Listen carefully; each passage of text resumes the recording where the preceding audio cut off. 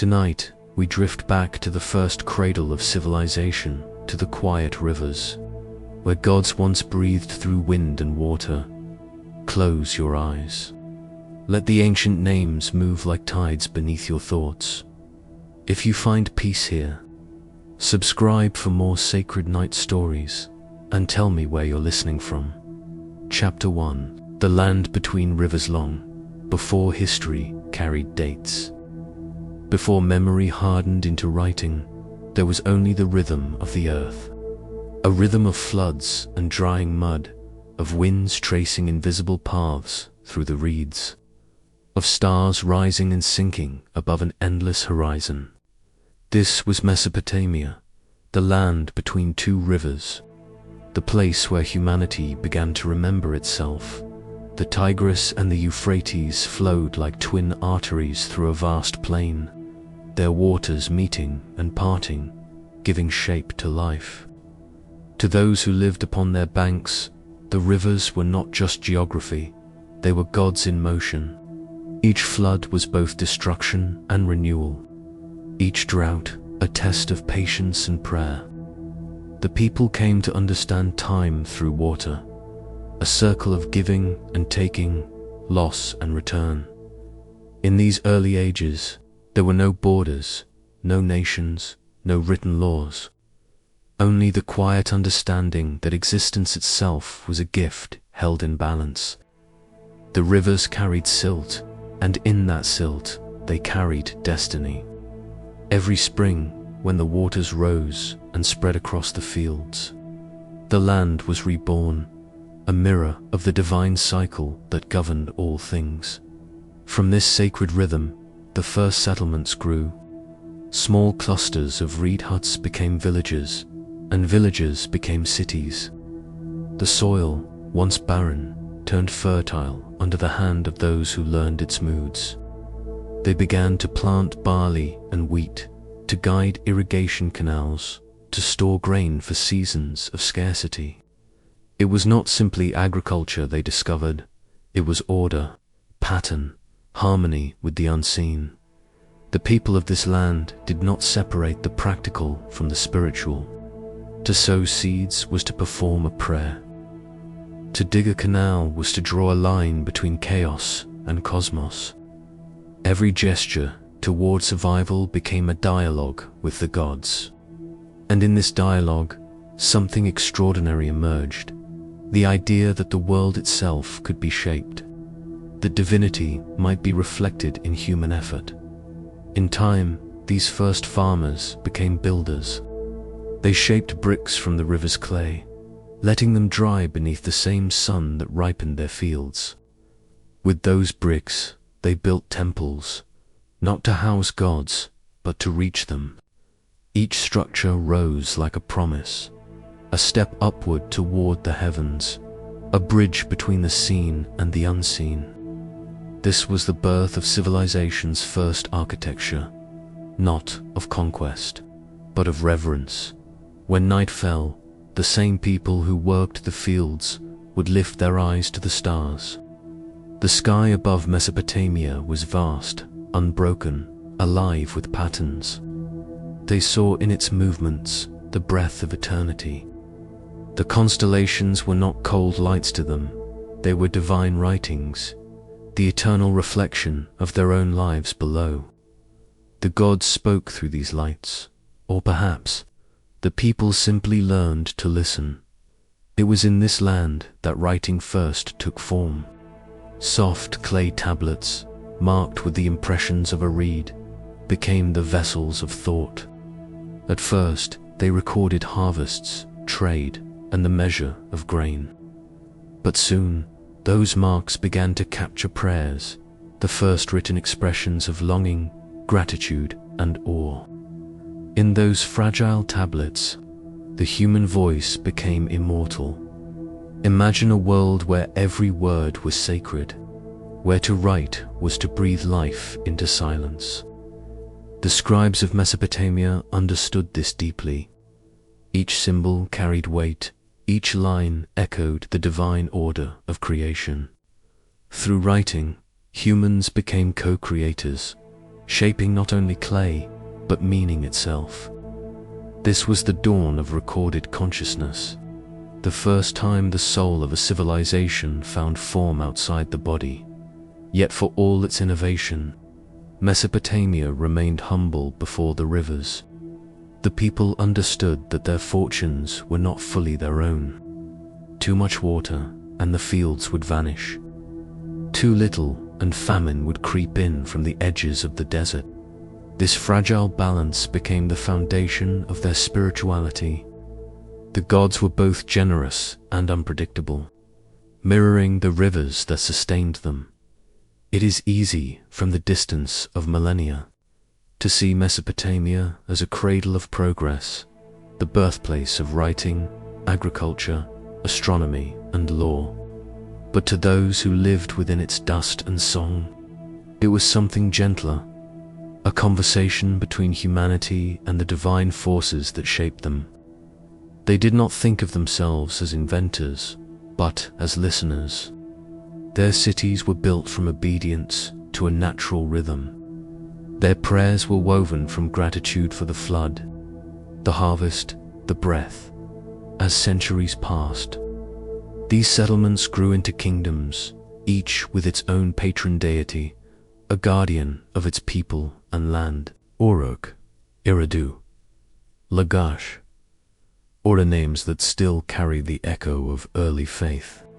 But before those gods had faces, before they had temples, there was this, the land itself, alive, breathing, fertile.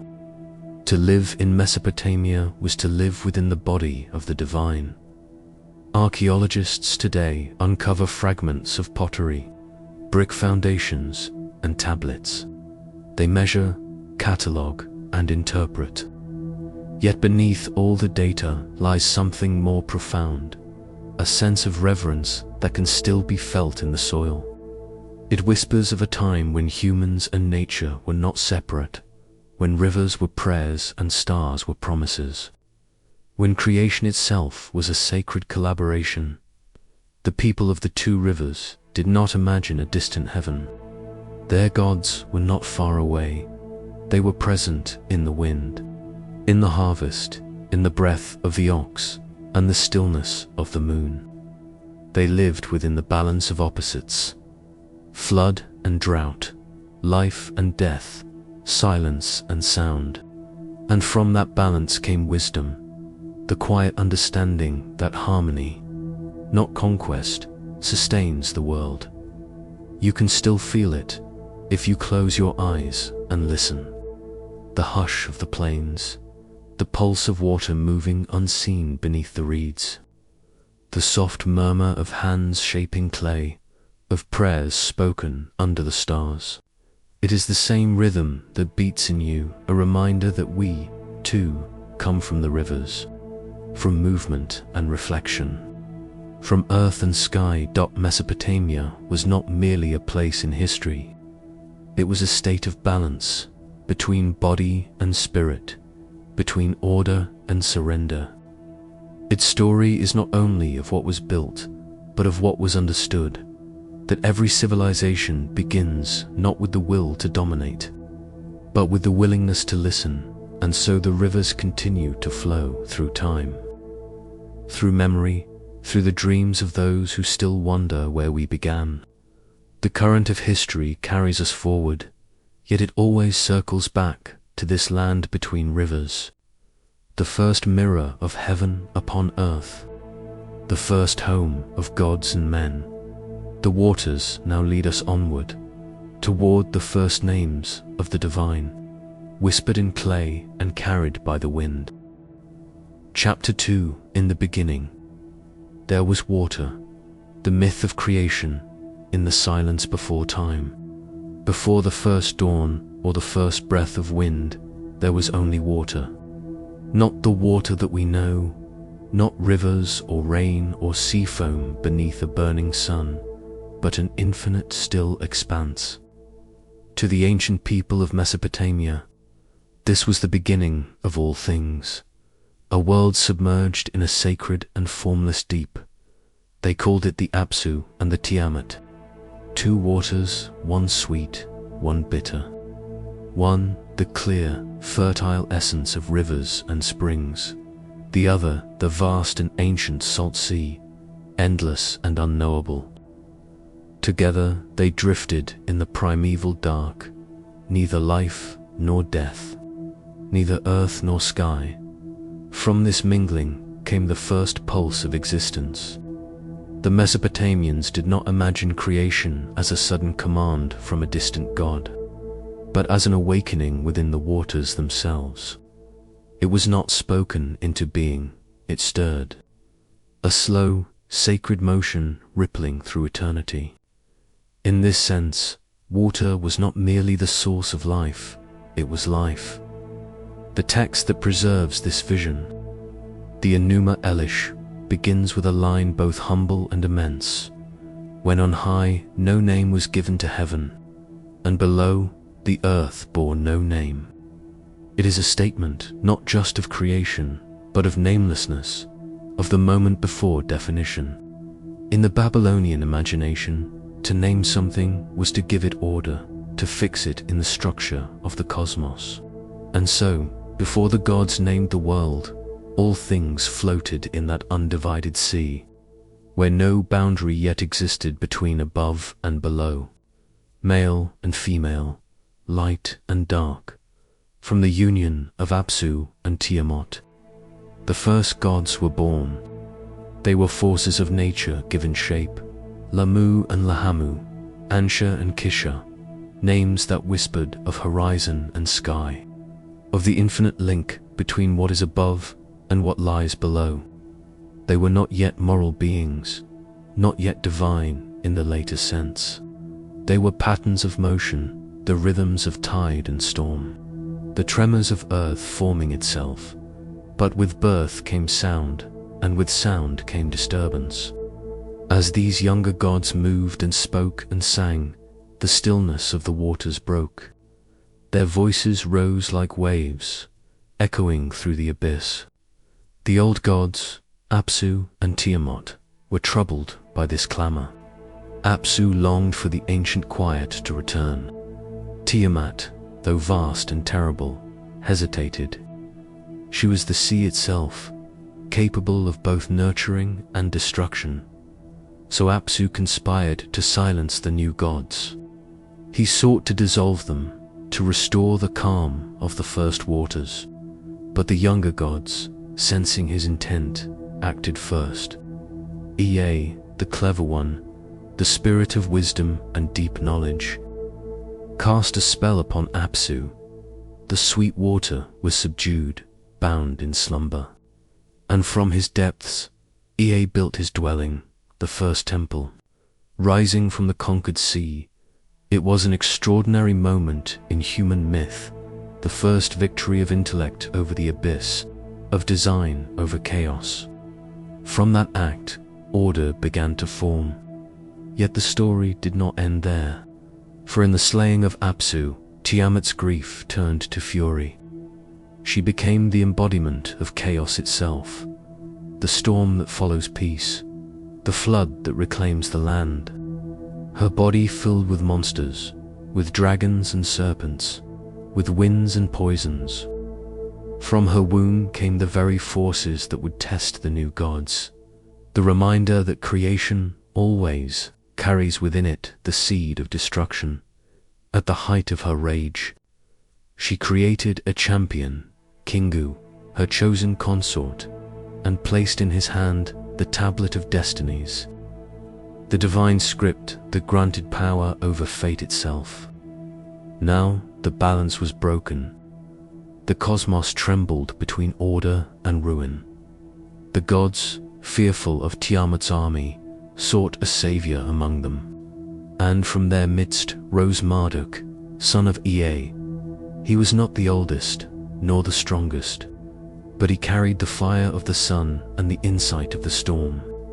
He promised to face Tiamat if, in return, the gods would grant him sovereignty to rule forever over heaven and earth if he prevailed.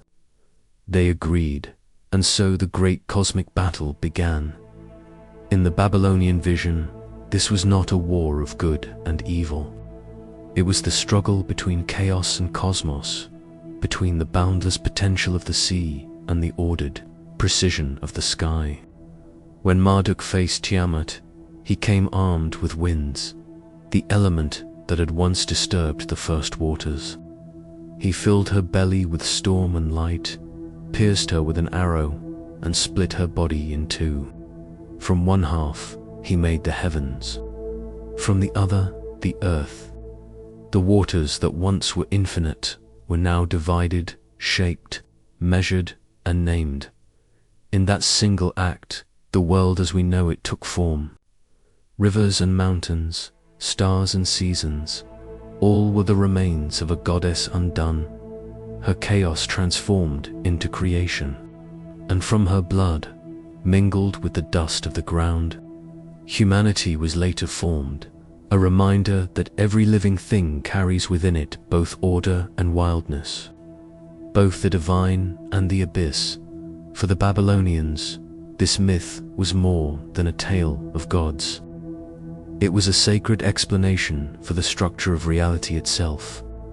The temple at Babylon, the great ziggurat of Marduk, stood not merely as a building, but as a mirror of the cosmos, its base in the earth, its summit reaching the heavens. Rituals reenacted Marduk's victory every new year, affirming the fragile balance between creation and chaos, between water and sky. Without those rites, they believed, the world could once again dissolve into Tiamat's endless sea. And beneath that belief lay something deeply human, the fear that order is temporary, that the world we know, our cities, our laws, our memories, floats upon a sea that could rise again at any moment. Perhaps that is why water remains such a sacred symbol across civilizations. It cleanses, it nourishes, but it also destroys. It is both womb and grave. In Mesopotamian thought, water was not just matter, it was the memory of the beginning. Each river that fed the fields of Sumer and Akkad was seen as a thread connecting the mortal world to that first ocean, the source from which all forms emerged. To draw water from the Euphrates was, in a sense, to touch the edge of creation itself. When the Enuma Elish was recited in temples, it was more than myth, it was maintenance. Each word reaffirmed the structure of existence. Each syllable reminded the people that order is not permanent, that it must be spoken, sung, and remembered to remain alive. In their cosmology, silence was not peace. It was the threat of return to formlessness. So the priests spoke. They named the heavens. They called the gods by name so that the world might continue. This idea that creation is sustained by awareness still echoes in many traditions that followed. In Hebrew scripture, God speaks and the world becomes. In Hindu philosophy, the universe exists as the breath of Brahma. And in Mesopotamia, it was the recitation itself, the remembering, that kept chaos at bay. If we look closely, the myth of Apsu and Tiamat is not simply an origin story. It is a meditation on balance, on the necessity of both silence and sound, both destruction and creation. Without Apsu's stillness, there could be no reflection. Without Tiamat's fury, there could be no form. And without the courage of Marduk, there would be no boundary between them, no sky to hold back the sea in the quiet logic of this myth. The universe is not a finished structure, but a constant act of becoming. Every sunrise, every river's flow, every breath that ripples the air, each is a small echo of that first stirring in the deep. And perhaps that is why the ancients began their world with water. Because water has no shape of its own, yet takes the shape of all things. It reflects without resistance, moves without effort, and returns always to its source. So when they said, that in the beginning there was water, they may have been describing more than an element. They were describing a truth, that all creation begins not from emptiness, but from potential, from the quiet, fluid, unending sea that lives both beyond us and within us.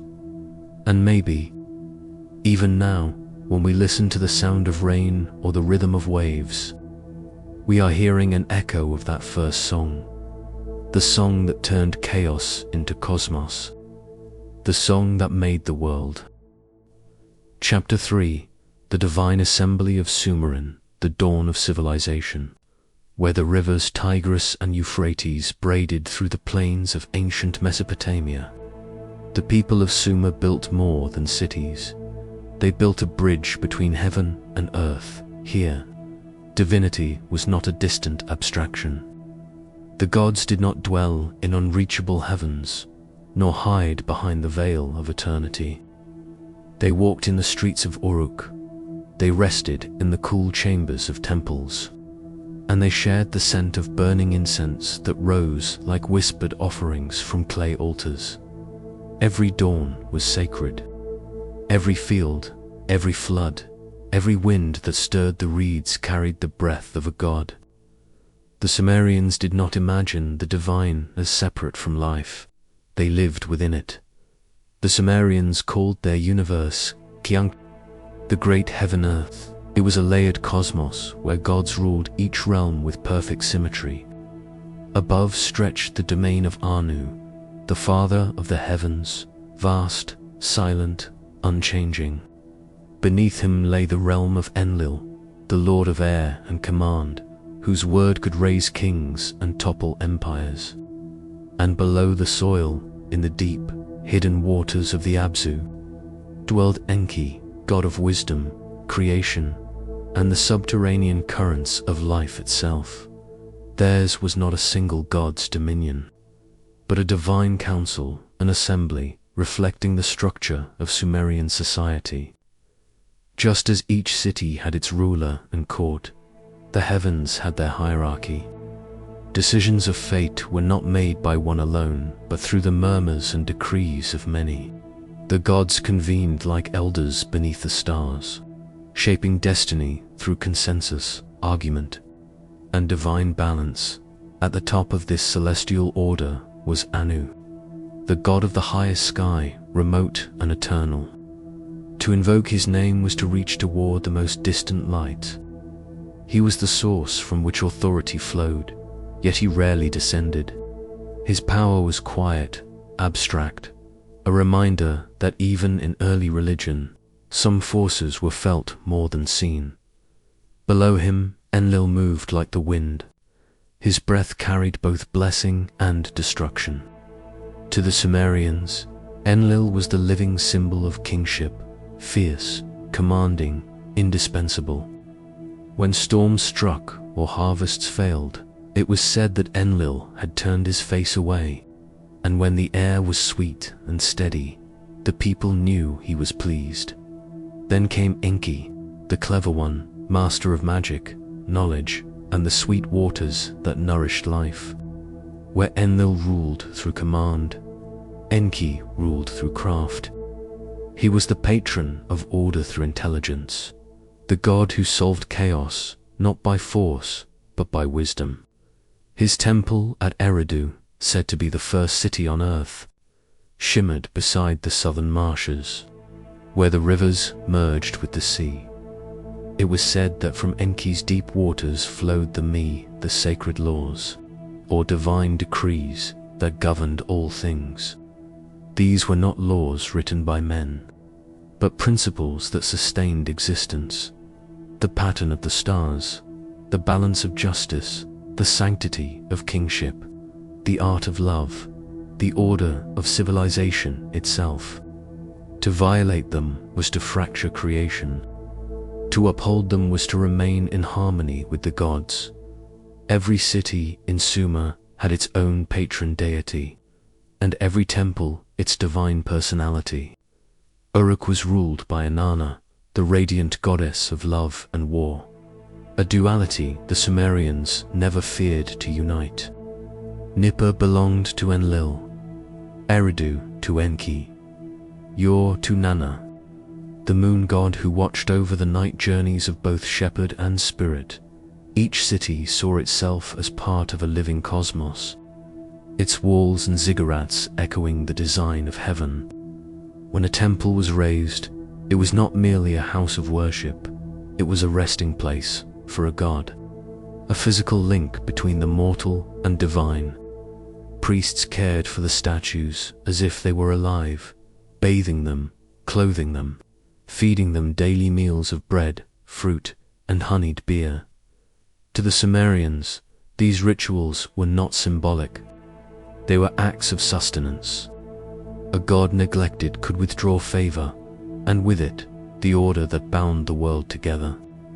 Through devotion, they maintained a delicate equilibrium, what they called milam, the divine radiance that filled both heaven and earth. In the quiet of the temple courtyards, prayers were pressed into clay. Thousands of tablets carried words of supplication, thanksgiving, and awe. Each mark in the cuneiform script was an echo of faith, tiny wedges of reverence carved for eternity.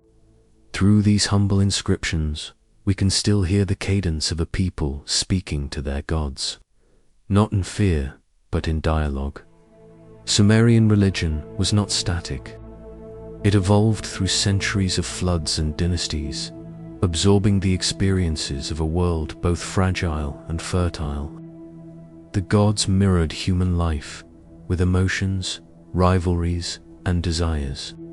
In their stories, the Sumerians explored what it meant to live, to build, to love, and to lose. When Inanna descended into the underworld, seeking the throne of her sister Erish, the people saw in her journey a reflection of death and renewal, of crops that vanished into the soil and rose again in spring. When Enki defied the assembly to save humankind from the flood decreed by Enlil, it revealed an eternal tension between justice and mercy. The gods were divine, yet deeply human in their complexity. Through myth, the Sumerians saw divine drama woven into every motion of nature. The rising of the sun was Utu, driving his chariot across the sky to witness human deeds and uphold truth. The waxing of the moon was Nanna's quiet rhythm, counting the passage of time. Even the hum of insects in the reeds could be heard as whispers from the gods below. To live in Sumer was to live surrounded by divinity, not above or beyond, but within the world's very pulse. Anthropologists often say that religion in Sumer was a reflection of its environment, a delicate dance with unpredictable nature. The rivers brought fertility but could also bring ruin. The heat of the desert nurtured crops and destroyed them alike. So the Sumerians learned to see the sacred in both blessing and burden. Their pantheon mirrored the dual nature of existence. Every god carried both benevolence and wrath, order and chaos. This understanding birthed an early moral philosophy. Humans, they believed, existed not as masters of the earth, but as caretakers, participants in the divine order. To work, to pray, to build cities, to keep records, all were sacred tasks. Civilization itself was an offering to the gods, a sign of gratitude for creation's gift. And yet, beneath this harmony lay an unspoken fear. The gods could change their minds. Floods, droughts, or invasions were seen not as accidents, but as divine correction, reminders of humanity's dependence on higher will. This belief kept humility alive in the heart of progress. Every temple, every prayer, was both an act of reverence and a quiet plea for balance. Among all the divine figures, one presence stood apart, the mother who embodied life itself. Ninhursag, the great mountain goddess, the womb of the earth. She was called the mother of all living, It was she who molded humankind from clay, shaping them with hands steady as the soil dots in her. The Sumerians saw the totality of creation, the merging of matter and spirit. She gave birth to gods and men alike, then stepped back, allowing life to unfold in its intricate web. Her essence lingered in the fertility of the land, in the milk of mothers, in the quiet endurance of the earth itself, and in time, her image would evolve into Ki, into Nin, into Mummy, and eventually into the later mother goddesses of the Near East. Through her, the seed of divine motherhood would travel far beyond Sumer, echoing through the myths of Egypt and even Greece as the centuries passed. Empires rose upon the soil of Sumer, Akkad, Babylon, Assyria. Each carried forward the memory of this first divine assembly. Their gods would change names and forms, yet their essence remained, the balance of heaven and earth, the justice of Enlil, the wisdom of Enki, the love and fury of Inanna. Through tablets and ruins, we can still feel their breath. The Sumerians are gone, their cities buried under layers of time, but their gods still whisper through the dust. They remind us that the sacred once walked among us, not as strangers, but as reflections of all that we are. Perhaps that is the true meaning of their divine assembly, not a pantheon above, but a mirror below, a reminder that creation itself is a council of sky and sea, light and darkness, wisdom and will, and if we listen closely, we may still hear their gathering faint as wind over water, the voices of the gods of Sumer fading softly into the silence of the world they once shaped. Chapter 4. Ninhursag, the mother of mountains in the oldest layers of Sumerian memory. Before kings and conquests, before cities and scriptures, there was the earth, vast, living, and divine.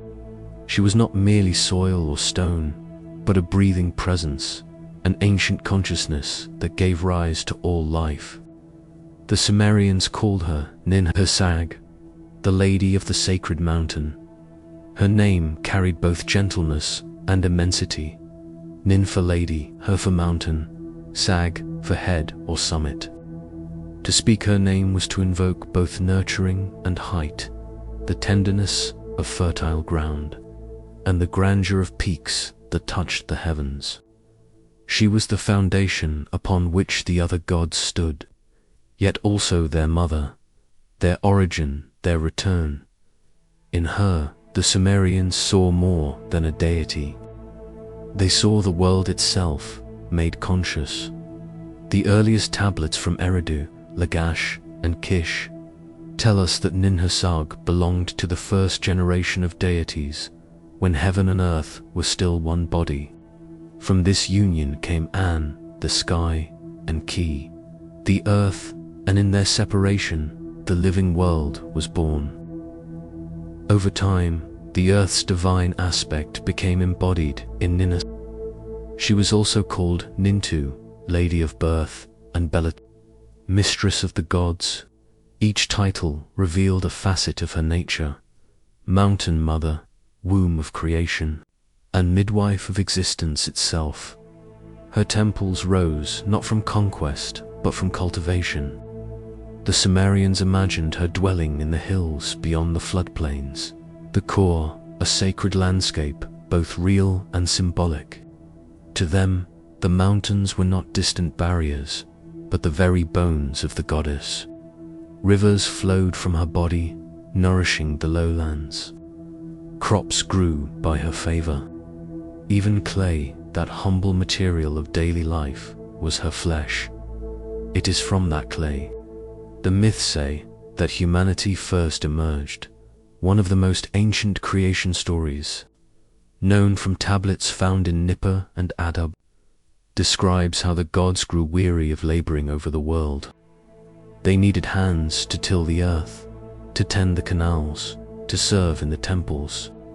So Ninhursag, moved by compassion, shaped figures from the moist earth. With her sacred hands, she pressed form into formlessness, and with the breath of the divine, she gave them life. Humanity, therefore, was born of her body and her mercy. Each heartbeat, each inhale, was a continuation of her first act of care. But there is a subtle difference between Ninhursag's creation and that of later mythic mothers.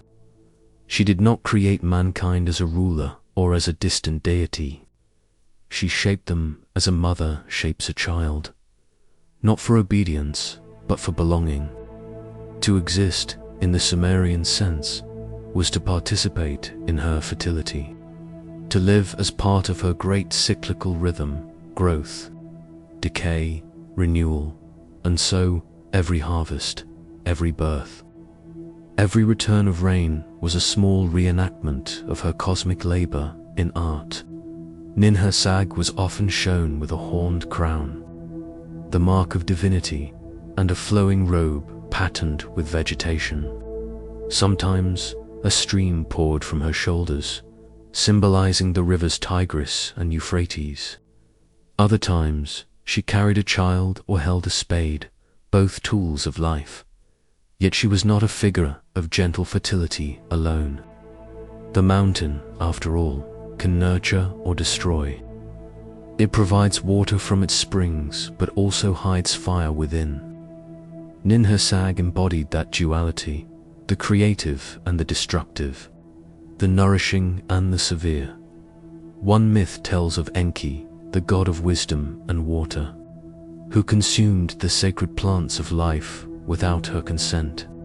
Angered by his recklessness, Ninhursag pronounced a curse, and Enki fell ill, his body failing organ by organ. Yet even in anger, she remained a mother. When the other gods pleaded with her to forgive him, she relented. She laid him upon the ground, pressed her hands upon his wounds, and created new deities to heal each part of his body. From this act came the healing gods, born not from joy, but from reconciliation. It is one of the earliest recorded stories of mercy. The earth, though wronged, chooses to restore rather than destroy. The Sumerians saw in Ninhursag the sacred feminine principle, not limited to women or fertility, but woven into all cycles of being. The soil that yields crops, the womb that carries life, the seasons that renew themselves, all were manifestations of her presence. To live in balance with Ninhursag was to live in harmony with time itself. Her temples were unlike the grand ziggurats of later gods. They were simple sanctuaries surrounded by gardens, watered by canals that mirrored the rivers of paradise. Priests and midwives served her together, tending both the land and the body. In her cult, birth and agriculture were not separate domains. Both were acts of sacred continuity. It's easy, from a modern distance, to mistake such devotion for superstition. But to the Sumerians, it was science and spirituality intertwined. They understood, perhaps more deeply than we, that the same clay that forms the walls of a temple also forms the flesh of a child. The same river that nourishes the field nourishes the blood. Everything is connected by her rhythm. Across millennia, Ninhursag's image shifted and evolved. In Akkadian texts, she became Mummy, the mother who shaped humankind from clay mixed with divine blood. In Babylon, she was known as Aruru, companion of the god Enlil. Each transformation was a translation of her essence, local dialects of the same eternal tongue. Even when new gods rose to prominence, Enlil, Enki, and later Inanna, her presence lingered beneath their stories, the quiet heartbeat beneath the noise of heaven. In some myths, she is the one who balances their rivalries, a reminder that creation and conflict must coexist. Without her grounding, the gods themselves would drift into chaos. She is the one who roots heaven's ambitions into the soil of the world. If you stood on the plains of ancient Mesopotamia and looked toward the eastern horizon at dawn, you might see the mountains glowing in the first light. To the Sumerians, this sight was a daily act of worship. The mountains were her body rising to greet the sun. The rivers that shimmered through the valleys were her veins. The fields, stretching endlessly into gold and green, were her children. Every grain sown into the earth was a prayer not spoken, but planted. When the farmers pressed seeds into the mud, they were reenacting the gesture of Ninhursag, shaping humanity. When the rain fell, it was her blessing returned. And when the crops were harvested, they offered the first sheaf back to her, a quiet acknowledgement that all life begins and ends in her hands. In this ancient worldview, even death was not an ending. The body, made of her clay, simply returned to her. The Sumerian word for grave, kima, literally meant place of earth. Burial was not punishment, but reunion. To lie in the soil was to rest again in the arms of the mother of mountains. Perhaps that is why her mythology carries such calmness. There are no tales of eternal damnation, no fiery judgments, only the gentle cycle of return in a way. Her worship invites a kind of humility, the understanding that we do not stand above nature, but within it, that the earth is not a resource to be taken, but a consciousness to be remembered. Today, her name is barely known beyond academic texts. Her temples have vanished beneath millennia of dust. Yet her presence endures in the language of soil, in the quiet labor of birth, in the patience of the seasons. Every time a seed breaks open underground, or a child takes its first breath, Ninhursag's story repeats itself. It is said that when the wind passes over the plains at dusk, carrying the scent of wet earth and distant rain, that is her whisper, soft, ancient, and unending. She does not demand worship. She asks only remembrance. The Sumerians believed that to know Ninhursag was to know the balance of all things, creation and decay, mercy and justice, life and death. She was the quiet intelligence of nature itself. And so, when we look at the ground beneath us, the soil, the stone, the living pulse of the world, perhaps we are still seeing her, the mountain mother, the eternal earth, the silent consciousness that holds all beings. From her embrace, the myths tell us, came the breath of air, the invisible spirit that moves through all things. From her clay, the winds were born, and from her stillness, the voice of life began to speak. Softly, we drift now from the mountains of the earth into the realm of wind and voice, from Ninhursag, the mother, to Enlil, the lord of air. Chapter 5. Enlil, the lord of breath and storm heed, did not rule through flame, nor through the weight of stone, nor even by the gleam of gold. Enlil's dominion was softer, invisible, yet absolute. He was the air that filled the lungs of the world, the whisper that moved between ear and heart, the storm that rose without warning and left the earth cleansed, trembling, and renewed. In the oldest Sumerian hymns, Enlil is called the Lord of the Wind, the King of all lands, the Father of the gods. His name, in the language of ancient Sumer, means Lord, Air, En for Lord, Lil for wind or breath. It was not an element he ruled. It was his very being.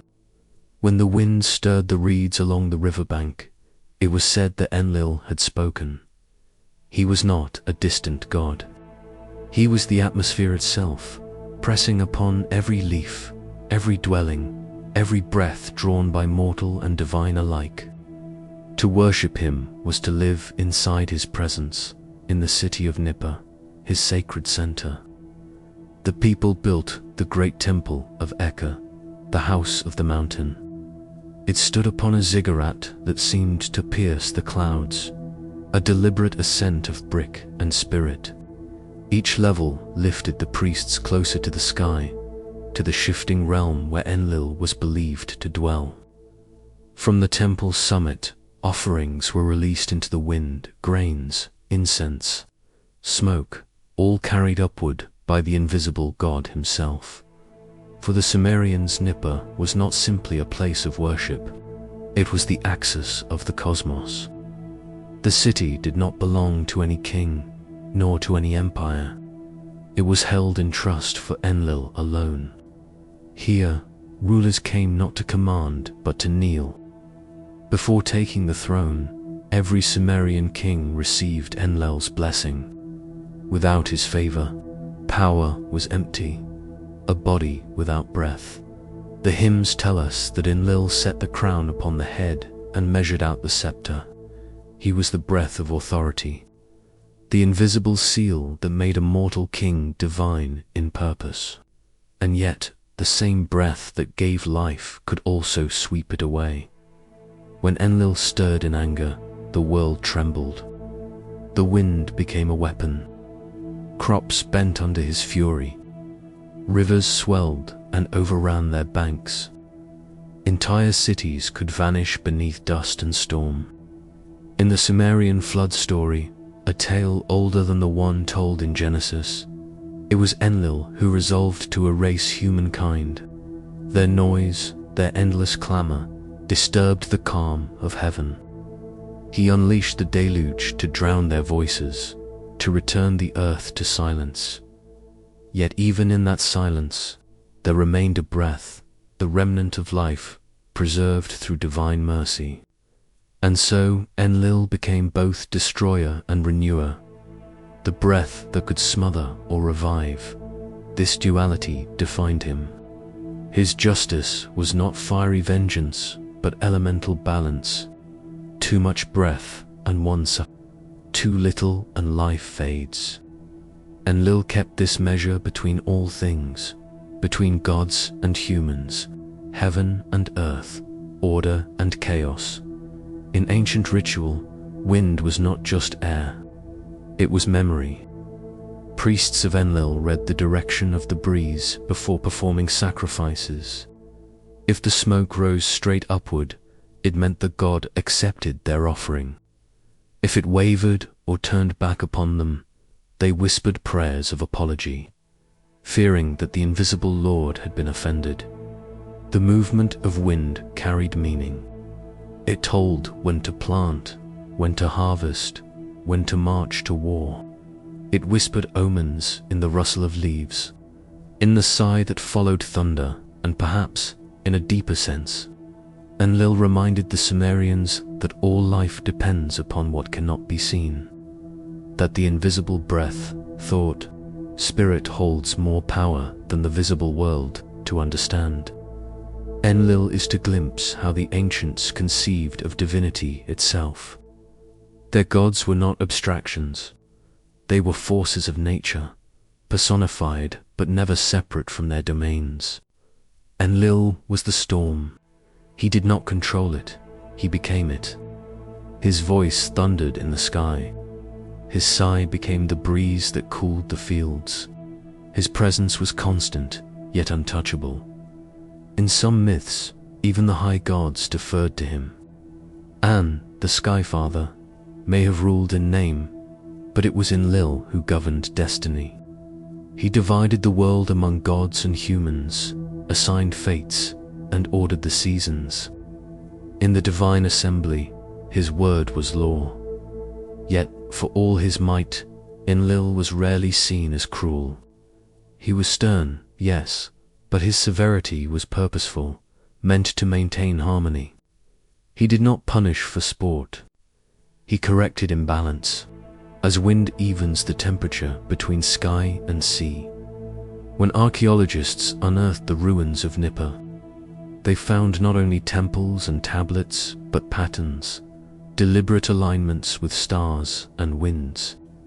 Eka, the temple of Enlil, was oriented to catch the prevailing breeze from the northwest. The architects had shaped the city itself to channel the breath of their god through its avenues and courtyards.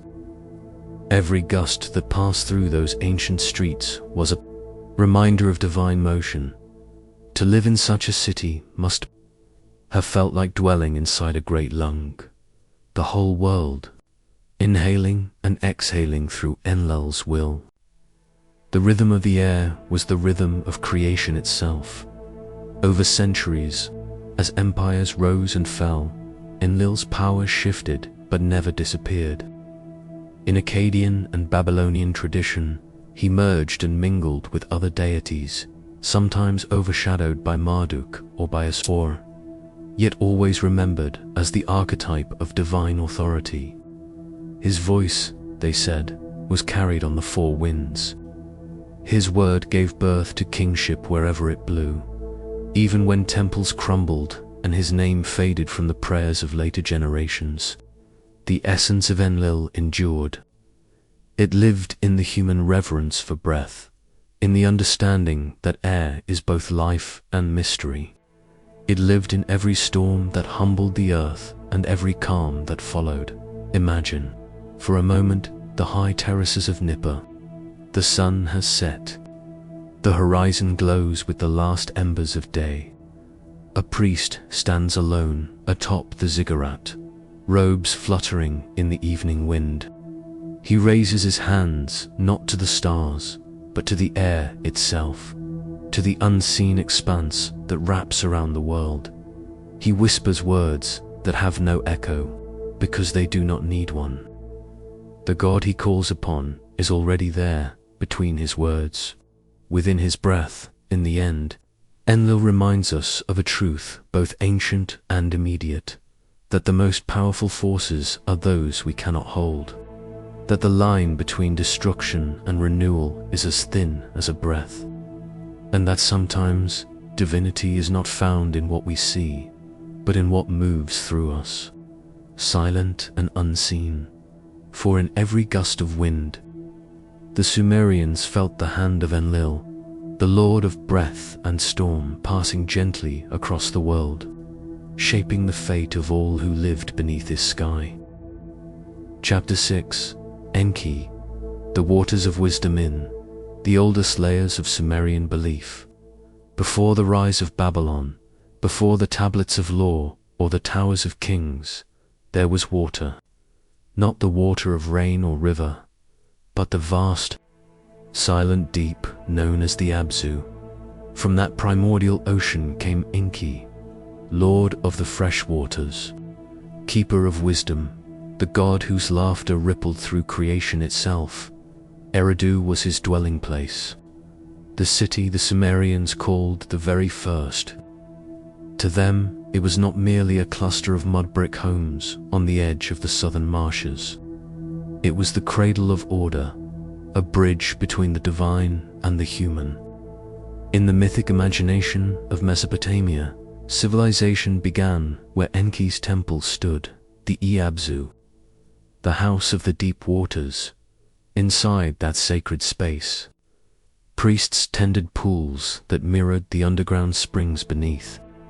To the ancient mind, those pools were not symbols, but portals, reflections of the unseen world where Enki's wisdom flowed like a living current. Every ritual washing, every act of purification, drew from his unseen generosity. Enki's name was spoken softly, for he was not a god of thunder or conquest. He ruled not by decree, but by understanding.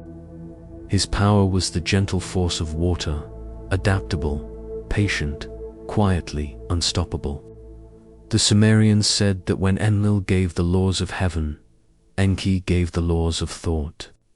He whispered invention into the hands of craftsmen, guided the reed boat builders, and taught the farmers to draw irrigation channels through the thirsty soil. In their myths, wisdom was not taken from the sky but risen from beneath, drawn up from the hidden deep. Enki was both scientist and sage, patron of art and architecture, medicine and magic. His knowledge was not cold or mechanical. It was the wisdom that heals, that restores balance. When humankind stumbled, Enki intervened, not with punishment, but with empathy. In the story of the Great Flood, it is Enki who defies the divine council to preserve life. When Enlil decrees destruction for noisy humanity, Enki speaks through reeds to warn a righteous man, Ziosudra, to build a boat. His message passes in whispers, not thunder. The flood comes, but so does salvation, carried on the quiet breath of a God who valued mercy above judgment. This quiet rebellion defines him. He is the divine trickster, not chaotic or cruel, but cunning in service of compassion. His cleverness reshapes fate without breaking it in one tale. Enki distributes the sacred me, the divine decrees that structure civilization. These are the powers that make cities thrive: music, kingship, justice, weaving, truth. When the goddess Inanna visits him in Eridu, he offers her hospitality. They drink the sweet beer together, and his heart softens. In his inebriated generosity, Enki gives her the me one by one, and by dawn, she carries them away to her city, Uruk. When Enki awakens and realizes what he has done, he sends his servants to retrieve the sacred gifts. But Inanna's boat sails swiftly, guided by destiny itself. Enki eventually relents, acknowledging that wisdom must flow, not remain confined. Civilization moves northward, and Enki, perhaps knowingly, allows it. For even in his supposed loss, there is purpose. Knowledge, like water, must travel to the Sumerians. This was not a story of deceit, but of balance, the tension between stillness and movement, between the depths of reflection and the bright current of ambition. Enki understood both. He was the mind of the world, the part of the divine that thinks, that questions, that finds solutions, instead of issuing commands. His very nature was dialogue, not dominance. In some myths, even the other gods turn to him when order begins to fray. Where Enlil symbolizes authority, Enki represents wisdom through empathy. Together they reflect the dual pillars of cosmic order, law, and understanding. Without one, the world would either crumble into chaos or freeze into tyranny, and beneath it all, Enki's waters continue to flow. Unseen yet essential, it's said that from his body sprang the Tigris and the Euphrates, the twin rivers that gave Mesopotamia life. In these currents, the Sumerians saw more than geography. They saw intention. Every irrigation canal mirrored the cosmic rivers that linked heaven, earth, and the underworld. To control water was to touch divinity, and so every canal built, every well dug, became a quiet act of reverence. Eridu itself, ancient and low-lying, was often threatened by flooding. Yet it was never abandoned in early myth, for how could one leave the source of wisdom? Archaeologists today find layer upon layer of occupation there, some more than 7,000 years old. Each stratum whispers of continuity, devotion, and the belief that from the deep came both life and learning. Enki's symbols tell his story. The goatfish, half creature of land and sea, showing his dominion over both realms. The flowing streams pouring from his shoulders in carved reliefs, the eternal rivers of thought. The Apsu, his domain, not a hellish abyss, but a serene, fertile reservoir beneath the world. To the later Babylonians, Enki became Ea, a god both familiar and evolved. They still pictured him as the kindly counselor of the gods, the one who devised solutions where brute power failed. Even when the great Babylonian creation epic, the Enuma Elish, replaced older Sumerian myths, Ea retained his role as the wise intermediary. It is he who defeats Apsu, the personified freshwater ocean, to preserve order, but he also fathers Marduk, the hero who becomes the supreme god of Babylon. Through Enki, wisdom gives birth to power, and yet Enki's own nature remains gentle. He does not seek the throne. He seeks harmony. His temple hymns speak of sweet waters, of reeds swaying in the breeze, of fish gliding beneath a moonlit surface. His wisdom was never meant to terrify, only to remind. Perhaps this is why his myths feel human, relatable, almost intimate. He does not sit upon a high mountain, unreachable and stern. He walks among marshes and craftsmen, guiding through inspiration rather than command, and in that sense, Enki's legacy survives, not in monuments, but in mindset, in the idea that understanding the world is itself a sacred act. Every invention, every question, every spark of creativity echoes his laughter in the deep. The ancients believed that to know was to participate in the divine, to think, to invent, to learn. These were forms of prayer. Enki's wisdom was the river of consciousness that flowed through every heart willing to listen. Imagine the stillness of a night on the marshes of Eridu. The stars shimmer above the flat horizon. Beneath the surface, unseen currents move, carrying coolness through the silt. A priest kneels beside the sacred pool, touches the water, and whispers a plea, not for favor, but for clarity. Somewhere, in the unseen depths, a thought arises. That was Enki's way. Where others demanded worship, he invited reflection. Where others imposed order, he inspired creativity. His temple was not only a sanctuary, it was a laboratory of the soul. Even millennia later, when his name had faded and new gods ruled, the memory of the wise one who saved humankind persisted. His essence, like water, adapted, merging into later traditions of divine wisdom, sacred rivers, and merciful insight. And perhaps that is the quiet secret of Enki's power. What begins in the depths never truly ends. The waters he stirred still run beneath every act of creation in thought, in art, in compassion. And so the current flows onward, carrying us gently from the wisdom of the deep toward the rising flame of passion, toward the goddess of love and war, radiant and wild. Chapter 7. Inanna, Queen of Heaven and the Underworld. She was both storm and flower. Inanna, the radiant Queen of Heaven, whose brilliance stirred both devotion and dread.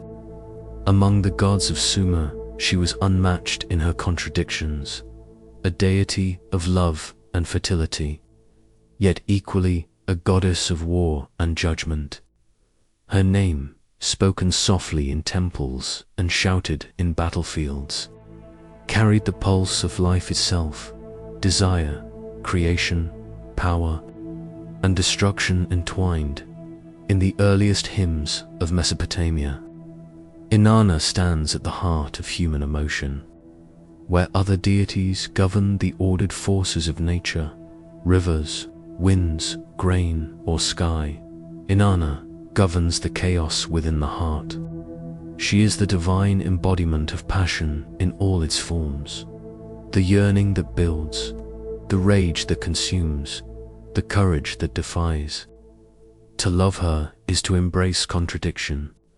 To understand her, one must accept that divinity, like humanity, is not pure, it is whole.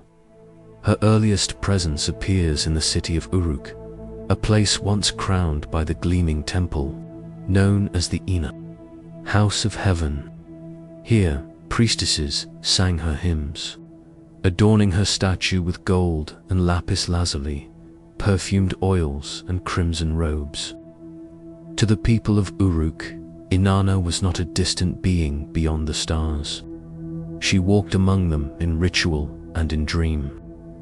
Her sacred marriage to the shepherd king Dumuzi was celebrated each spring, symbolizing the union of heaven and earth, the rebirth of nature, and the enduring rhythm of fertility.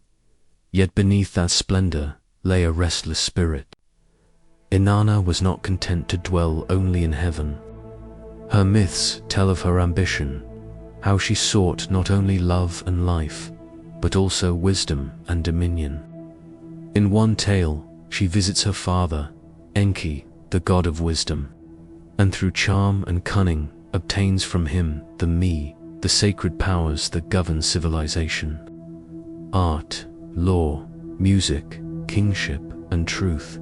She carries them from the city of Eridu to Uruk, bestowing order upon her people. The story reveals her as a bringer of culture, yet it also hints at her daring nature, one who takes what others guard. But the myth that most deeply defines her is not of conquest or desire. It is her descent, the journey into the land of the dead. It begins not in glory, but in longing. Inanna, Queen of Heaven, sets her eyes upon the great below, the realm ruled by her dark sister, Ereshkigal. No god or mortal had returned from that place unchanged. Still, Inanna declares her intent. She will descend to the great earth, perhaps to attend a funeral, perhaps to extend her dominion, perhaps for reasons even the myths do not fully explain. It is a journey without clear motive, and that uncertainty makes it timeless. Before her descent, she adorns herself in 7 sacred garments: the crown of the steppe, the necklace of lapis beads, the breastplate of power, and the royal robe. Each piece represents a fragment of her divinity, her authority, her identity. With each step downward through the 7 gates of the underworld, she is stripped of one. By the final gate, she stands naked and bowed. Before Ereshkigal's throne, the Queen of Heaven becomes a soul, bare, silent, and mortal. There. The judges of the underworld fix their gaze upon her. Their verdict is severe. Inanna, the proud goddess of life and love, is struck down and hung upon a hook, a lifeless form suspended between realms. It is a moment of cosmic stillness. Heaven loses its queen. The fertile fields fall barren. The rivers slow. The pulse of the world pauses, awaiting her return. 3 days and 3 nights pass, a symbolic measure of death's completeness. Yet in the heavens above, her loyal servant Ninshuba mourns and pleads for her revival. Through the intercession of other gods, 2 small beings are fashioned, beings of neither male nor female essence, who slip unseen into the underworld. With empathy rather than force, they comfort Ereshkigal in her sorrow, softening the queen's grief until she grants the gift of water and food of life. Inanna rises, but resurrection demands balance. The laws of the great below decree that none may leave unexchanged. And so, when she returns to the world above, a shadow follows her, the need for a substitute. In Uruk, she finds Dumuzi, her beloved consort, seated upon her throne, draped in her garments, basking in his own glory. In that instant, the goddess's gaze hardens. Her affection becomes wrath. She points to him, and the demons of the underworld seize him as her replacement. Yet, even in punishment, the cycle turns. Dumuzi's sister volunteers to share his fate, and thus, half the year he dwells below and half above. Through this rhythm, life and death find their accord. Inanna's descent becomes the eternal pattern of renewal, loss, grief, awakening, and return. The myth's language is ancient, but its meaning is familiar. Every culture, in some form, tells of descent and resurrection, of souls who must fall to rise again. Inanna's story predates even the Greek Persephone or the Christian Christ. It is humanity's earliest meditation on transformation, that to gain wisdom or rebirth, one must first surrender all adornments of identity. She teaches, not through comfort, but through ordeal, that beauty and power, love and pain cannot be separated. In the temples, her worship continued for thousands of years. Priestesses and priests known as Gala would sing her laments, often in voices both masculine and feminine, reflecting her fluid nature. Inanna was not bound by gender or form. She could be fierce or tender, male or female, radiant or shadowed. Some hymns even describe her as one who turns the man into woman and the woman into man, suggesting that divinity, in her realm, transcends human divisions. She was the goddess of duality, of wholeness that includes its opposite. Through her myths, the Sumerians expressed an understanding that emotion itself is sacred. They saw in Inanna's passions not chaos, but divine truth, that joy and sorrow, desire and fear are the movements of the same cosmic current. She was the beating heart of existence, unpredictable, irresistible, alive. When we read the tablets today, worn and cracked by millennia, we can still sense her presence. The words may have been etched in clay, but they pulse with timeless feeling. Inanna's descent is not only a myth of gods, but of every human spirit that has fallen into shadow and sought the way back to light. She invites us to descend as she did, to shed what we think defines us, and in that emptiness to find renewal, because every heart, at some point, must journey through its own underworld. And perhaps, as Inanna teaches, it is not the ascent that defines us, but the willingness to descend, to face what lies beneath, and to emerge changed, not unbroken, but remade. Her story ends not in triumph, but in balance. Heaven regained, yet humbled. Power restored, yet transformed. For the Queen of Heaven is also the Queen of the great below, light and shadow, love and wrath, life and death, one goddess, one truth.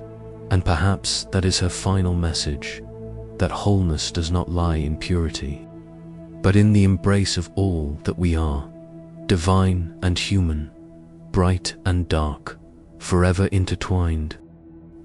Chapter 8. The Shadowed Gate. The Mesopotamian underworld beneath the fertile valleys of the Tigris and Euphrates. Beyond the shimmer of living breath, the Sumerians imagined another realm, one that mirrored life, yet was emptied of its warmth.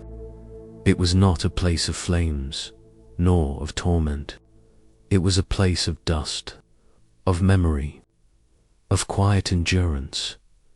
To them, the afterlife was not divine judgment. It was simply ...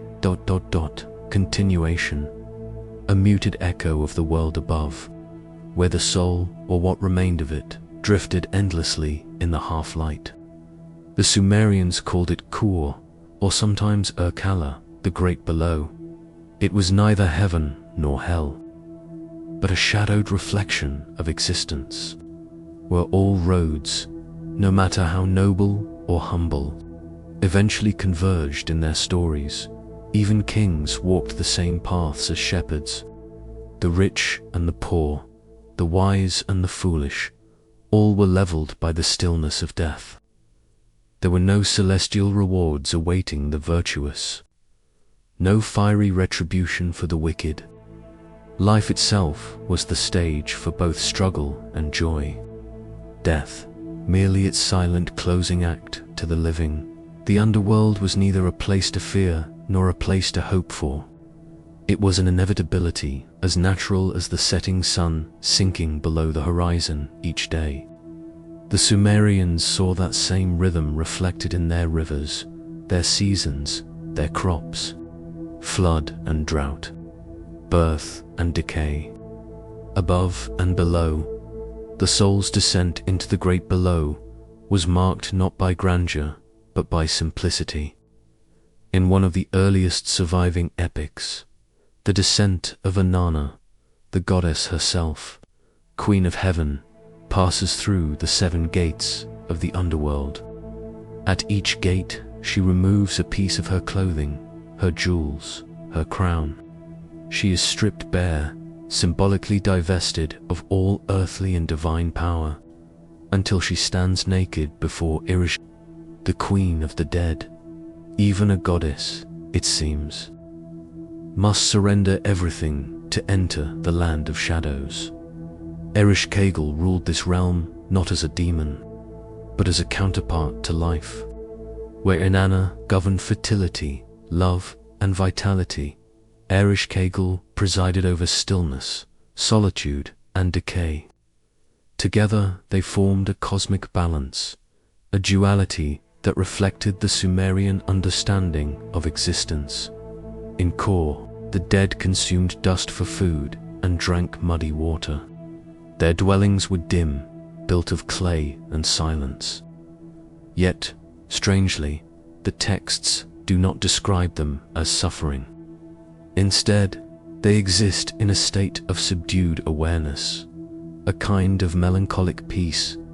The poet of the Epic of Gilgamesh captured this feeling when the hero, desperate to understand the fate of humankind, journeys to the edge of the world to find Utnapishtim, the immortal survivor of the Great Flood. Along the way, Gilgamesh encounters the spirit of his lost friend, Enki, who has returned briefly from the underworld. When Gilgamesh asks him what it is like below, Enkidu replies softly, "Those who are noble sit in darkness. Dust is their food, clay their meat. They see no light. They dwell in the shadows." It is a somber image, yet not one of cruelty. For the Sumerians, death was not a punishment for living, but a necessary stillness that followed the storm of life. To reach this realm, the soul would travel through a series of gates guarded by spirits and demons, not to torment, but to ensure order. Each gate represented a threshold between layers of existence. The transition was slow, methodical, as if the soul was being gently stripped of the weight of life, until all that remained was essence, quiet and unadorned. Once inside, the dead were ruled by Ereshkigal and her scribe, Nomta, who recorded the names and fates of all who entered. They did not judge. They merely remembered. Every soul had a place, fixed and immutable. This vision reveals something profound about the Mesopotamian mind. In their eyes, the gods did not exist to console humanity with eternal bliss.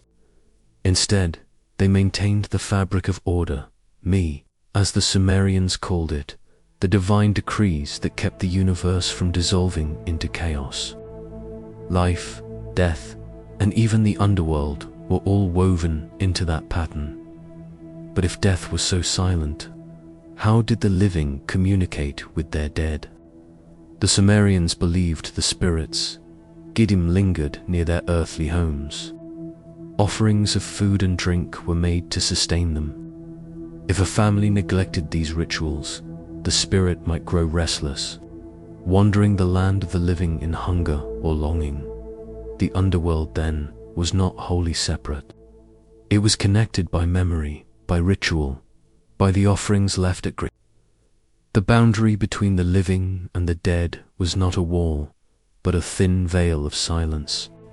Through remembrance, the living nourished the dead, and the dead, in turn, maintained balance in the world above. This belief carried an unspoken moral.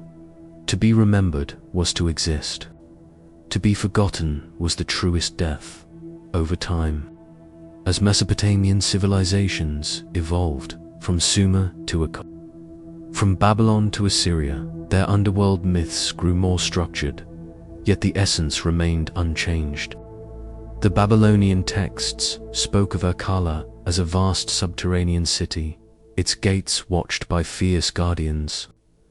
The Assyrians described rivers of dust, flowing endlessly through the shadows. Even the gods themselves could not escape its gravity. In myth, when Inanna was trapped below, the world above withered. Crops failed. Love vanished. Only by her eventual release, through sacrifice and exchange, did life return. In this cycle, we see an early reflection of a truth that later religions would echo, that death and rebirth are inseparable. The Sumerians, though they lacked the promise of paradise, understood something equally profound, that life gains its meaning not through eternity, but through the awareness of its fragility. And yet, within their quiet fatalism, a subtle hope lingers. Not hope for resurrection, but for harmony, for acceptance. When archaeologists uncovered the ancient tombs of your day, found grave goods, jewelry, cups, weapons, and even musical instruments placed beside the dead. These offerings were not for vanity. They were symbols of continuity, tokens of the life that once was. To send such items into the underworld was to acknowledge that the dead carried echoes of their past selves into eternity's still waters, even in a land where death meant dust. The act of burial carried tenderness.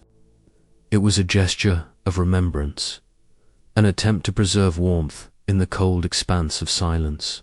In the modern mind, the Sumerian afterlife may seem bleak, a realm without light, joy, or salvation, but perhaps it was meant to remind the living to cherish what breath offers, to see beauty in impermanence, where later faiths sought to divide the afterlife into reward and punishment. The Sumerians perceived only continuity, the flowing of life into stillness. As a river joins the sea, the core was not evil. It was balance. The silence beneath the song, the shadow beneath the flame, and from that stillness, they believed, new floods would one day rise, washing over the world again in the endless rhythm of creation and decay. In the end, the Sumerian underworld was not a place of despair, but a mirror. It reflected humanity stripped of ambition, stripped of struggle, resting in the quiet truth that all things, whether divine or mortal, must one day return to the dust from which they came. Perhaps that is why they called it the Shadowed Gate, not a doorway to punishment, but a passage into peace, a peace where the soul, though faded, still remembers, and where, in the silence of eternity, even the gods listen. Chapter 9. The Great Flood and the First Ark, the twilight of early civilization. When the rivers of Mesopotamia still spoke in tongues of clay and red, an old story was whispered among the temples, the tale of a man who survived when the gods decided the world should drown. His name was Zeus, and long before the Hebrew Noah or the Babylonian Utnapishtim, his ark drifted on an endless sea, carrying not just life, but memory itself. The Sumerians told that the gods had grown weary of humankind. Their noise, their arrogance, their unending cities of dust and smoke, all had disrupted the quiet order of heaven. The great gods gathered in council, and there, in a moment both divine and tragic, they chose to wash the earth clean. The flood was not born from hatred, but from fatigue, the kind that comes after too much creation, too much chaos. They sent the storms. They opened the sluices of the sky and the fountains of the deep. And as the flood rose, the world was unmade. Yet, among mortals, One man was warned. Ziusudra was a priest king of a city on the banks of the Euphrates, a place once believed to be blessed by Enki, the god of wisdom and fresh water. Enki, in secret compassion, whispered to Ziusudra through the walls of his reed hut, "Build a great boat. Leave behind your house, your possessions. Take with you the seed of every living thing." The instructions were sacred and precise. The boat was not like the wooden vessels of trade or war. It was a sealed structure, crafted to float like a divine egg, a womb of life amid death. The Sumerian tablets describe it as a huge barge covered in pitch, circular in shape, made to withstand the fury of the heavens. When the waters came, they came without mercy. The sky turned black. Winds howled for 7 days and 7 nights. The earth trembled beneath the weight of its unmaking. Mountains vanished beneath the flood, and Ziusudra, holding faith tighter than breath, drifted in silence, alone in a world of water. The Sumerian Eridu Genesis, one of the oldest surviving flood texts, tells that after the 7th day, the storm ceased. The sun, like a distant god returning from exile, pierced the clouds. Ziusudra opened a small window and released a bird. It flew across the endless water, searching for land, and returned. The second time, it did not. Then Ziusudra knew the world was returning to form. He emerged from his ark, stepping onto the first dry hill, and offered a sacrifice of gratitude. The fragrance rose into the heavens, reaching the nostrils of the gods, who gathered once more in sorrow and awe. They regretted their destruction and ill. The storm god who had commanded the flood looked upon the lone survivor and realized the depth of divine contradiction. The gods had acted from power, but they had learned compassion through loss. They bestowed upon Ziusudra eternal life, not as punishment, but as remembrance. He would live forever in a distant land, beyond the rivers, where the immortals dwell.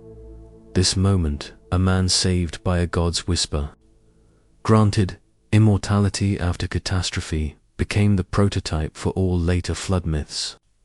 From this Sumerian origin flowed the stories of Utnapishtim in Babylon, Deucalion in Greece, Manu in India, and Noah in Israel. Each culture would retell it in their own language, but the essence remained the same. The world is washed, and life begins again. In the Epic of Gilgamesh, which came centuries later, we find the echoes of this same flood. Gilgamesh, in his search for immortality, meets Utnapishtim, the Babylonian reflection of Ziusudra. Utnapishtim recounts the flood as both a divine mistake and a divine lesson. He tells how the gods swore never to destroy humanity again, sealing their regret with a rainbow of promises. These parallels remind us that myths do not simply repeat, they evolve, carrying fragments of older wisdom across time. The flood becomes more than an event. It becomes a symbol of cosmic renewal, of purification through loss. For the Sumerians, water was always both life and death. The Tigris and Euphrates nurtured their crops, built their cities, and yet, with one turn of the season, could destroy everything. The flood, in that sense, was not just divine punishment, it was nature itself speaking in the language of the gods. Ziusudra's story may have been inspired by real floods, the kind that left layers of silt across ancient cities, which archaeologists still find today. Around 2900 BCE, geological evidence near Shurupuk shows a sudden deluge that might have felt like the end of the world to those who lived through it. In that terror, myth and memory merged, and so, from mud and fear, From survival and worship came the first ark, not just a boat, but a sanctuary of meaning to the Sumerians. The flood was not the end of time. It was the resetting of it. The gods, after cleansing the earth, did not abandon humanity. They re-established order. They granted kingship once again. And from this rebirth began the Age of Kings, when divine rule passed to mortal hands. The earliest king lists record this with quiet reverence. After the flood had swept over, and kingship had descended from heaven, kingship was in Kish. These words mark a turning point, a bridge between myth and history. The world before the flood belonged to the gods. The world after belonged to men who ruled by divine right. Every Sumerian dynasty traced its legitimacy back to this sacred moment of restoration. Ziusudra himself faded from the temples, but his story remained like an echo carried by the wind. In later ages, he became Utnapishtim, then Noah, and in every retelling, humanity learned anew how fragile and sacred life truly is. The flood stories remind us that destruction is never only destruction. It is also the space where creation begins again, where silence prepares the world for sound. You might imagine the waters slowly receding, sunlight glimmering on the drenched land, and the first green shoot breaking through the mud. A single breath of wind moves across it, carrying the scent of renewal.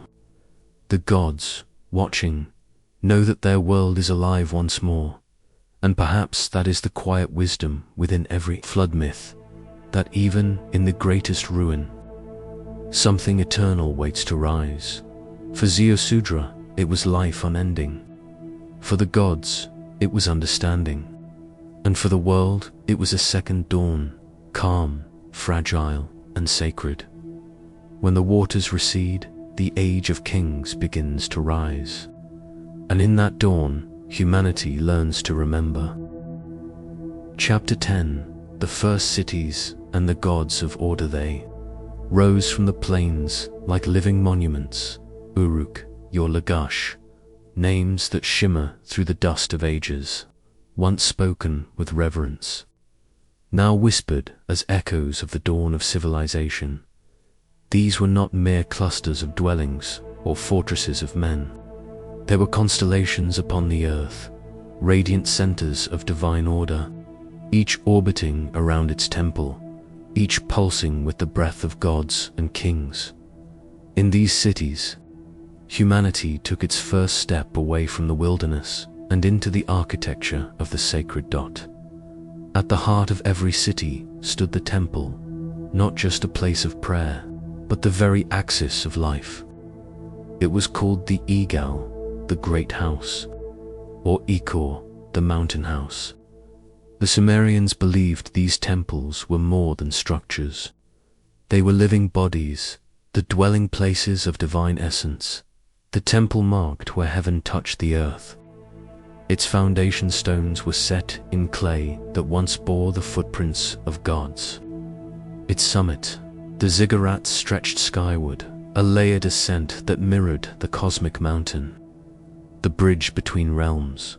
In Uruk, the city of Inanna, the ziggurat rose like a stairway to the heavens.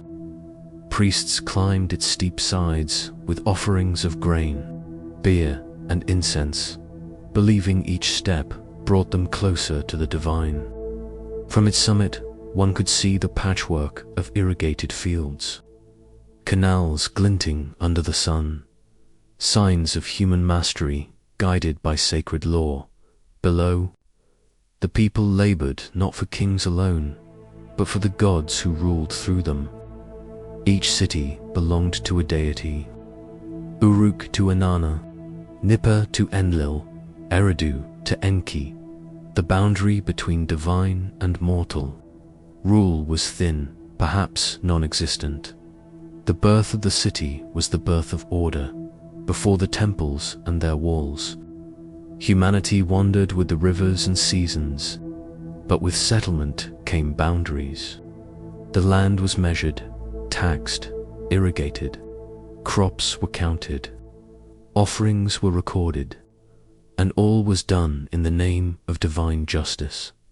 The Sumerians believed that the sacred decrees of civilization, were gifts from the gods themselves.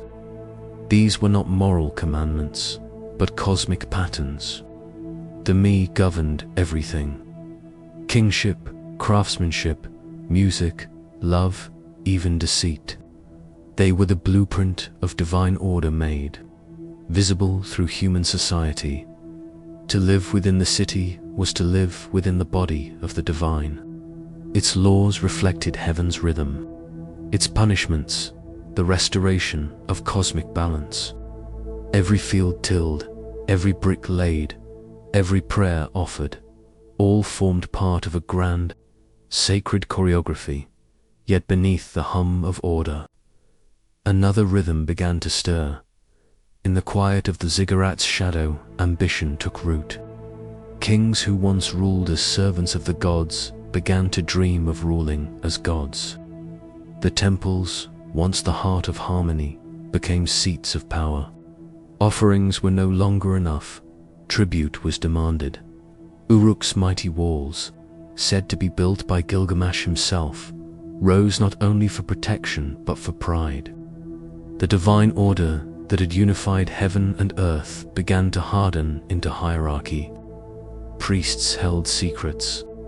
Kings built armies, and the people, once bound to the gods through devotion, now served through obligation.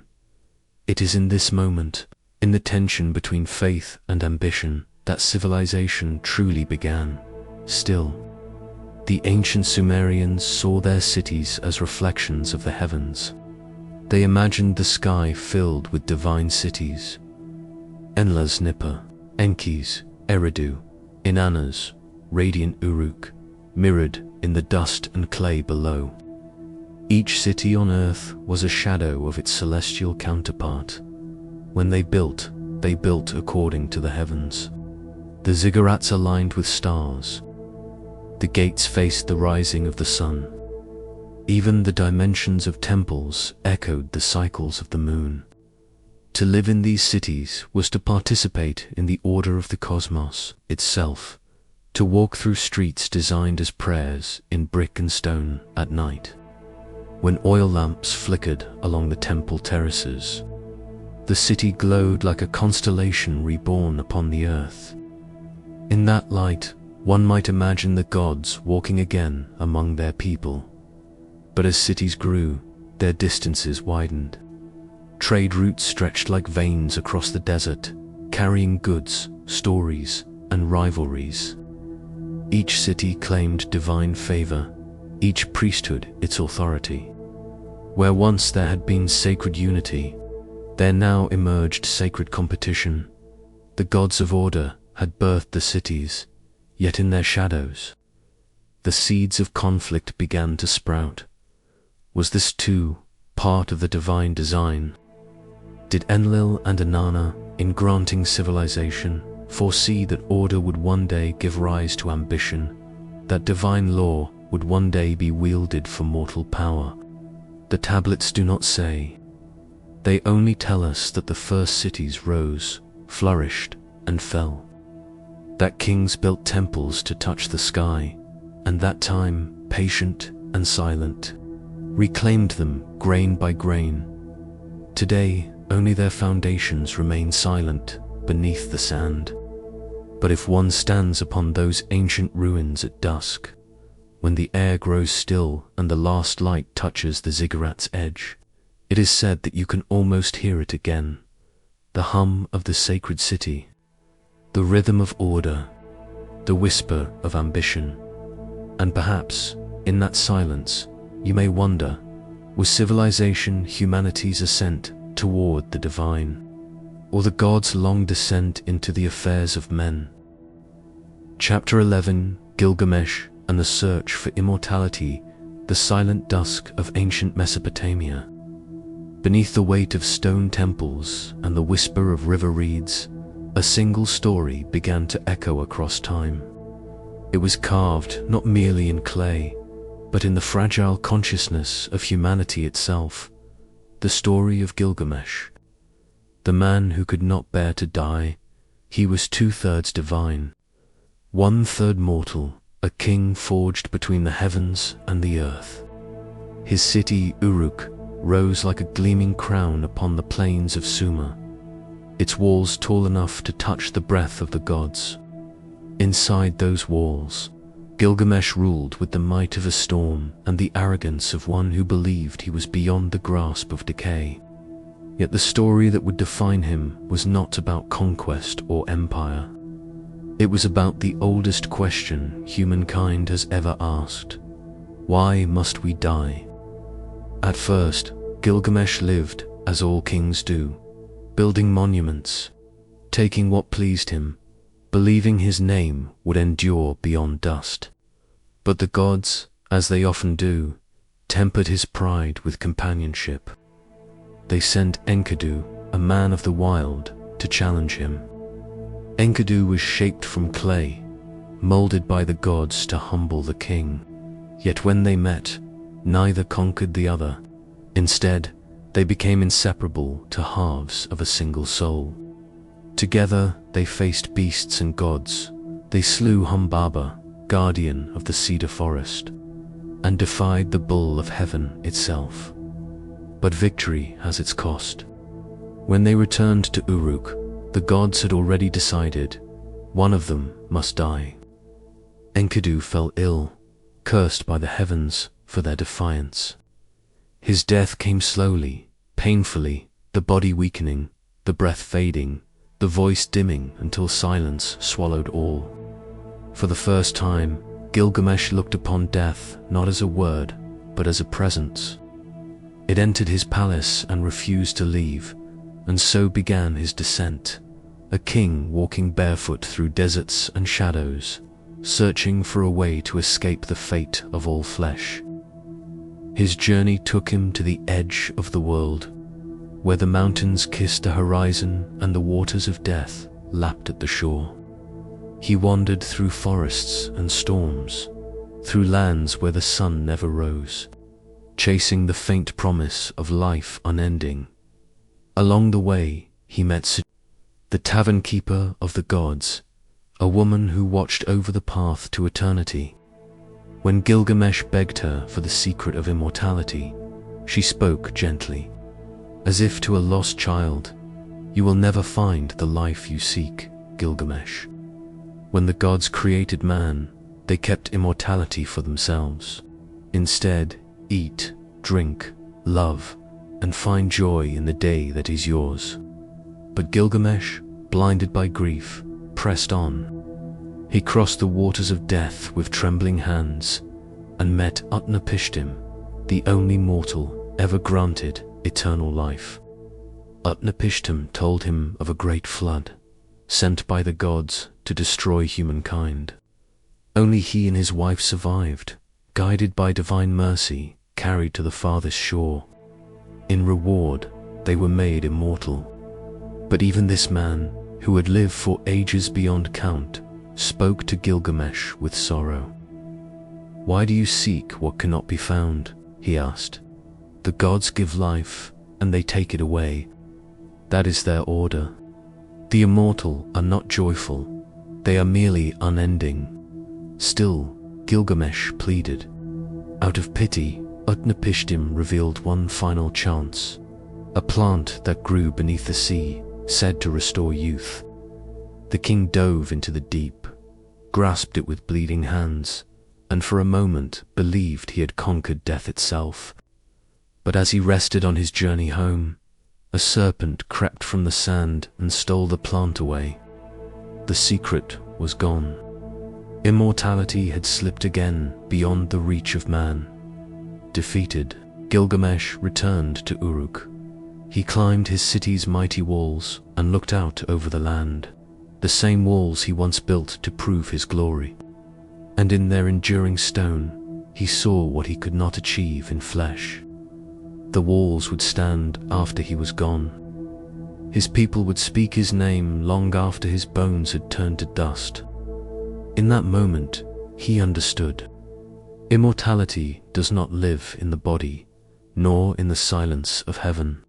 It lives in memory, in the stories that are told and retold until the end of time. The Epic of Gilgamesh is more than a tale of kings and gods. It is humanity's first meditation on mortality, the first written whisper of our own impermanence. Through Gilgamesh, we learned that even divine blood cannot save us from decay. That grief, not glory, is the teacher of wisdom, and that perhaps the meaning of life is not to escape death, but to know it, to accept it, and to love more deeply because of it. As centuries passed, his story spread through Babylonian scribes, Assyrian tablets, and forgotten libraries buried in sand. When scholars rediscovered it thousands of years later, the clay fragments spoke as if from a dream.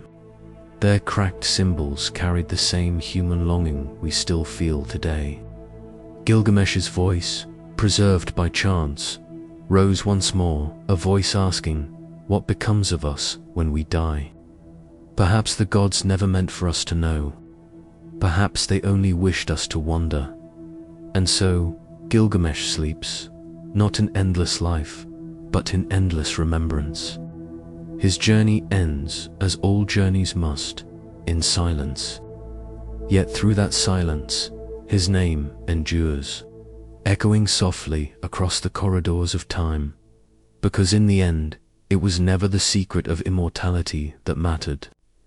It was the search itself, the eternal, restless desire to remain. Chapter 12. AKD, the Empire of Silencing, the long breath of Mesopotamian history. There comes a moment when the old city-states grew restless, when the gods of each settlement no longer stood apart, but began to merge beneath a single horizon. It was a moment of convergence, of unspoken unity, when the songs of Sumer flowed northward, gathering in the hands of one man, Sargon of Akkad. He was born, they say, from the river itself, an infant set adrift in a basket of reeds, found by a gardener and raised in humility before destiny called his name. Whether this story is myth or memory no longer matters. What remains is its rhythm, the river choosing a ruler, the water lifting a man from obscurity to legend. For in Mesopotamia, even power was born from the current of divine will. Sargon rose not through birthright, but through vision.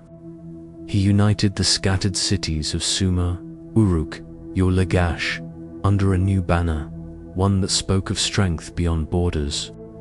The city of Akkad became his heart, a place so central, so luminous, that later generations would remember it only as the lost city. Its exact location, even now, has never been found. A mystery swallowed by time, an empire erased, yet not forgotten. In the reign of Sargon, the world shifted. For the first time, all of Mesopotamia knelt beneath a single rule. The rivers flowed under one vision, the gods were invoked under one name. Through conquest and diplomacy, Sargon turned a mosaic of independent city-states into the first known empire, a pattern humanity would repeat for millennia. But unlike the kingdoms of later ages, Akkad's dominion was not built on spectacle or monument. Its legacy was quieter, written in clay, carried in trade, sung in hymns from Akkad.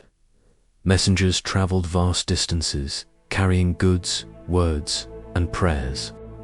They spoke the Akkadian tongue, a language that would echo through Babylon and Assyria, through centuries of scripture and empire. It became the thread that bound ancient Mesopotamia together, a bridge between the Sumerian past and the Babylonian future. Each cuneiform mark, each etched syllable, carried both memory and transformation. Sargon's daughter, Enheduanna was the high priestess of yore. She composed hymns to Inanna, merging devotion and artistry in the world's first known authored texts. In her verses, we glimpse the soul of Akkad, reverent yet self-aware, bold yet deeply humble before the divine. Through her voice, the empire spoke not of conquest, but of cosmic order. Her poetry wove Sumerian devotion with Akkadian ambition, shaping a new spiritual language that would endure long after empires fell silent. Yet silence was always waiting, for even the most unified order must eventually fracture. After Sargon's death, his sons and grandsons struggled to hold together what he had built. Rebellions rose, cities broke away, the flood of empire began to recede.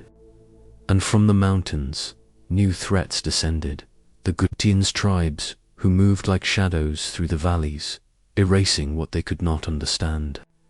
Akkad, the radiant city, was swallowed by the sands. Its name lingered only in tablets and laments. The Sumerians wrote of this loss in mournful hymns. The great city of Akkad has fallen. Its walls are dust. Its voice has gone silent. Yet even in ruin, they did not speak of its destruction as punishment, but as part of the cycle, the same rhythm that governed the rivers, the crops, and the stars. To rise, to fade, to be remembered. This was the divine pattern of all things. Empires, like gods, do not truly die. They dissolve, their names reshaping into new tongues, their symbols absorbed into new creeds. The gods of Akkad, Anu, Enlil, Inanna, and the rest continued to reign, though their faces changed. As the centuries passed, they would emerge again in Babylon, in Assyria, in countless variations of devotion. Faith evolved, but its essence remained, a yearning to bind heaven and earth in harmony. Archaeologists have never found Akkad's ruins. Its temples and palaces exist only in fragments of clay, in royal inscriptions that speak of victories and dreams. It is as though the city chose to vanish deliberately, to leave behind only its echo, not its body. Perhaps this is fitting for an empire born of silence, an empire whose strength lay in unity more than spectacle. In that silence, something profound took shape. Akkad marked the point where myth began to touch history. Before it, gods ruled openly, walking through temples, guiding kings, shaping floods. After it, humanity began to claim its own agency. Power shifted subtly from divine to human hands, and yet the sacred never disappeared. It simply moved inward, into the realm of the soul and the written word. The Akkadians were not just conquerors. They were translators of language, of spirit, of time. They preserved the hymns of Sumer while creating a new literature of their own. They built roads, canals, and communication systems that tied distant lands together. Trade routes extended from the Persian Gulf to the Mediterranean, carrying not only goods but stories, each exchange a quiet act of cultural memory, even in their decline. They continued to shape the rhythm of civilization. Their methods of governance, record-keeping, and belief became the template for every empire that followed. To study a code is to study the human impulse toward unity and the inevitable fragility of that dream. For unity, no matter how divinely inspired, is always temporary. When later kings looked back upon Sargon, they called him the prototype of rulership. Babylon's Hammurabi, Assyria's Ashurbanipal, all saw in him the image of divine kingship. Yet, for all their admiration, none could recover the full story of his city. The silence of Akkad endured, as if the gods themselves had drawn a veil across its memory. Sometimes, silence speaks more deeply than presence. Akud's disappearance became part of its mystery, a reminder that even greatness must yield to time. The empire's power lay not in its longevity, but in its transformation. Through disappearance, it achieved immortality. It became myth once more, completing the circle between creation and oblivion. Today, when we read the cuneiform tablets that mention Sargon's name, the tone is not one of triumph, but of wonder. We hear in them the awe of a civilization looking back at its own reflection, recognizing how fragile, how luminous every act of creation truly is. The Akkadians may have believed they built an empire of permanence. Instead, they built a memory that refuses to die. Perhaps that is the true meaning of an empire of silence. Not absence, but endurance without noise. Not loss, but transformation. Akkad became the still bridge between the living myths of Sumer and the cosmic philosophies of Babylon, between faith as revelation and faith as remembrance, between the voice of the gods and the voice of humankind. If you listen closely, you can still sense it, the pulse beneath the dust, the steady breath of an empire that once unified the world, not through domination, but through connection. Akkad's silence was never emptiness. It was continuity, the stillness between two songs, and as the echoes of that song fade into the horizon, a new city begins to shimmer in the distance, a city of stars where faith will rise again in shining towers and sacred laws. But before we arrive there, let us pause in this quiet, for silence too is part of the story. It is the sound of what endures, and in that silence, the path to Babylon begins. Chapter 13, Babylon and the Tower of Heaven. Babylon, a name that has echoed across centuries, sometimes as a symbol of glory, sometimes as a warning. But to those who once walked its streets, it was neither myth nor metaphor. It was the center of the world, a place where heaven and earth were thought to meet. The city rose from the plain of the Euphrates like a dream in fired clay. Massive walls encircled its heart, wide enough, ancient writers said, for chariots to race side by side. Through its gates flowed caravans and pilgrims, traders and priests, each carrying with them something sacred: grain, incense, tablets, and offerings to the gods who ruled the skies above. At the city's core stood the great ziggurat, a mountain built by human hands, known in Babylonian as Enki, the house of the foundation of heaven and earth. To look upon it was to feel the pull of the divine. Each terrace rose toward the stars, painted in colors of the elements: black for the earth below, red for the fire of dawn, white for the brilliance of the heavens. At its summit stood a small shrine, said to be the dwelling of Marduk himself, the god who had divided the waters and fashioned the cosmos. For the Babylonians, this was not merely a building. It was a diagram of existence, the world rendered in stone. They believed that the gods inhabited the heavens, arranged in perfect order like constellations. To build a city that reflected that celestial pattern was to draw heaven closer to earth.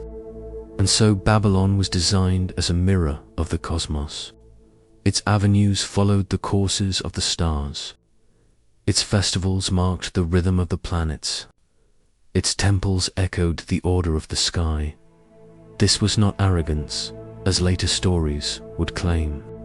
It was devotion. Each brick of the ziggurat was inscribed with the name of a king, a prayer, or a verse from the sacred texts, reminders that every layer of human effort should rise toward the divine. When the builders lifted a brick, they recited, "May it be for the life of Babylon. May it be for the life of Marduk." Creation, in their hands, became a form of worship, The ziggurat, then, was more than architecture. It was theology expressed through height, a ladder between the mortal and the infinite. And perhaps, long after the city's fall, this image of a tower reaching heavenward became the seed of another, more famous tale, the story of Babel in the Hebrew scriptures. The people of Babel sought to build a tower with its top in the heavens to make a name for themselves. But in the Babylonian version, the motive was different. To rise toward the heavens was not rebellion, it was harmony. It was the attempt to restore the link between the divine and the human, broken since the first days of creation. The confusion of tongues described in the later tale may have been, in a way, the memory of that ambition, the moment when language, once unified in prayer, became fragmented by pride. Still, even through legend, something of Babylon's deeper spirit endures. The Babylonians looked upward, not out of defiance, but out of reverence. For them, the stars were living signs, divine bodies tracing the will of the gods. Night after night, temple astronomers climbed the terraces of the ziggurat and gazed into the velvet dark. They charted the paths of Venus and Jupiter, noting when they dimmed or brightened. They recorded eclipses and omens, believing that each celestial motion carried a message. This was the birth of astronomy and of astrology. What began as devotion became observation. The heavens were not distant. They were speaking. To read them correctly was to understand the order of the world. To misread them was to invite chaos. Every priest of Marduk became, in a sense, a translator interpreting the divine language written in stars. When Venus, known to them as Ishtar, rose in the east before dawn, it was a sign of renewal and desire. When Jupiter shone bright above the horizon, it was Marduk's star, heralding favor and stability. And when the constellations shifted against their expected course, they felt the trembling of fate itself. In this city of measured heavens, knowledge was sacred. The Babylonians invented mathematical systems to map the sky, dividing the circle into 360 degrees, a convention still used today. Their clay tablets, baked and buried for millennia, contain careful records of lunar cycles, planetary motion, and omens tied to eclipses. Each notation reflected not curiosity alone, but awe, the belief that the order of the cosmos revealed the mind of the gods. To live in Babylon was to live beneath a sky alive with meaning. Every rising star was a whisper, every passing cloud a veil, and at the center of it all stood the Tower of Heaven, a monument not only to ambition, but to longing. The longing to bridge the infinite distance between earth and eternity at night. The ziggurat must have glowed with oil lamps, each terrace flickering like a ring of fire ascending into darkness.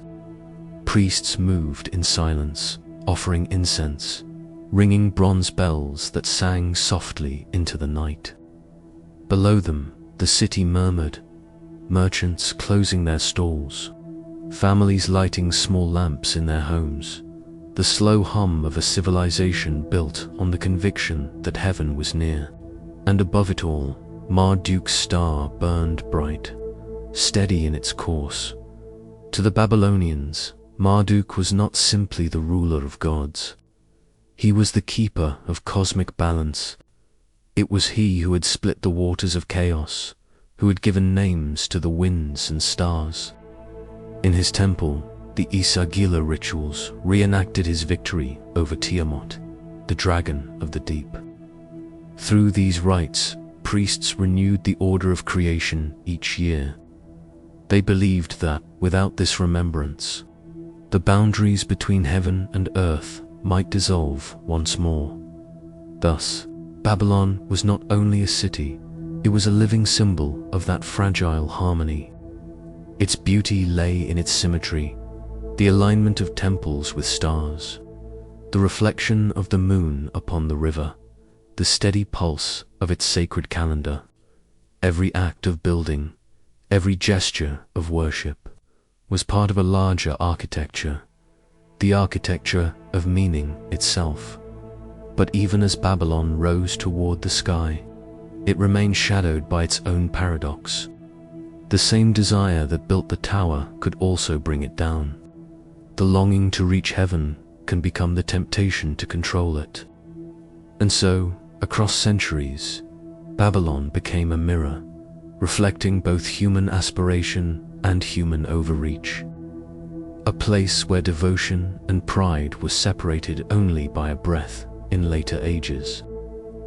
Prophets and poets spoke of Babylon as a warning, a symbol of arrogance, of empires that forget their soul. Yet beneath that layer of judgment, the ancient truth still glows.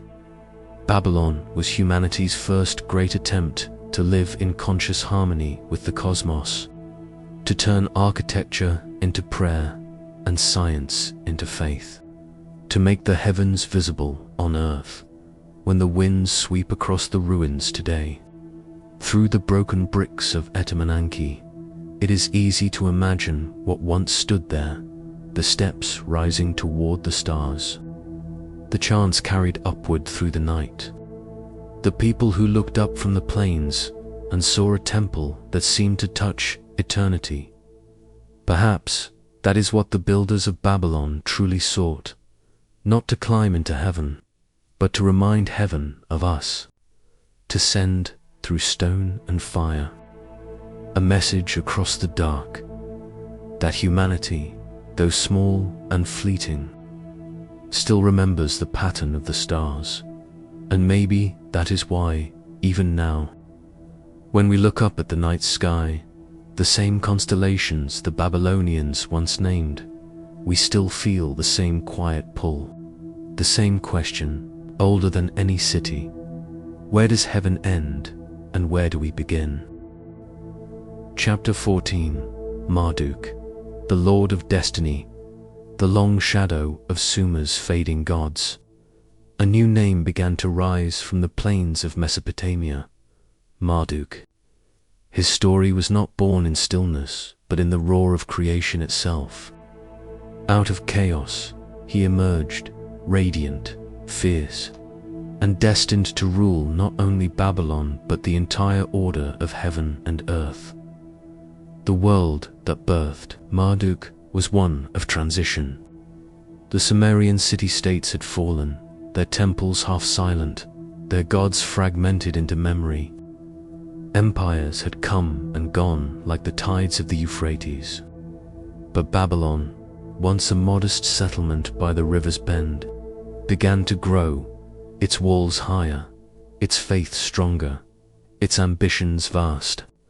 And at the center of this rising world stood a god who would claim what the old pantheons could no longer hold: divine unity.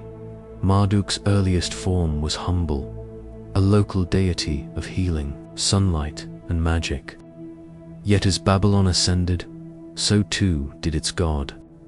The destiny of a city and the destiny of a god became one. Over centuries, myth and state merged, and from their union came one of the most powerful theological visions in human history: the story of Enuma Elish, the Babylonian epic of creation. In this tale, the cosmos begins in chaos. There is no land, no sky, only the mingled waters of Apsu and Tiamat, the male freshwater and the female salt sea.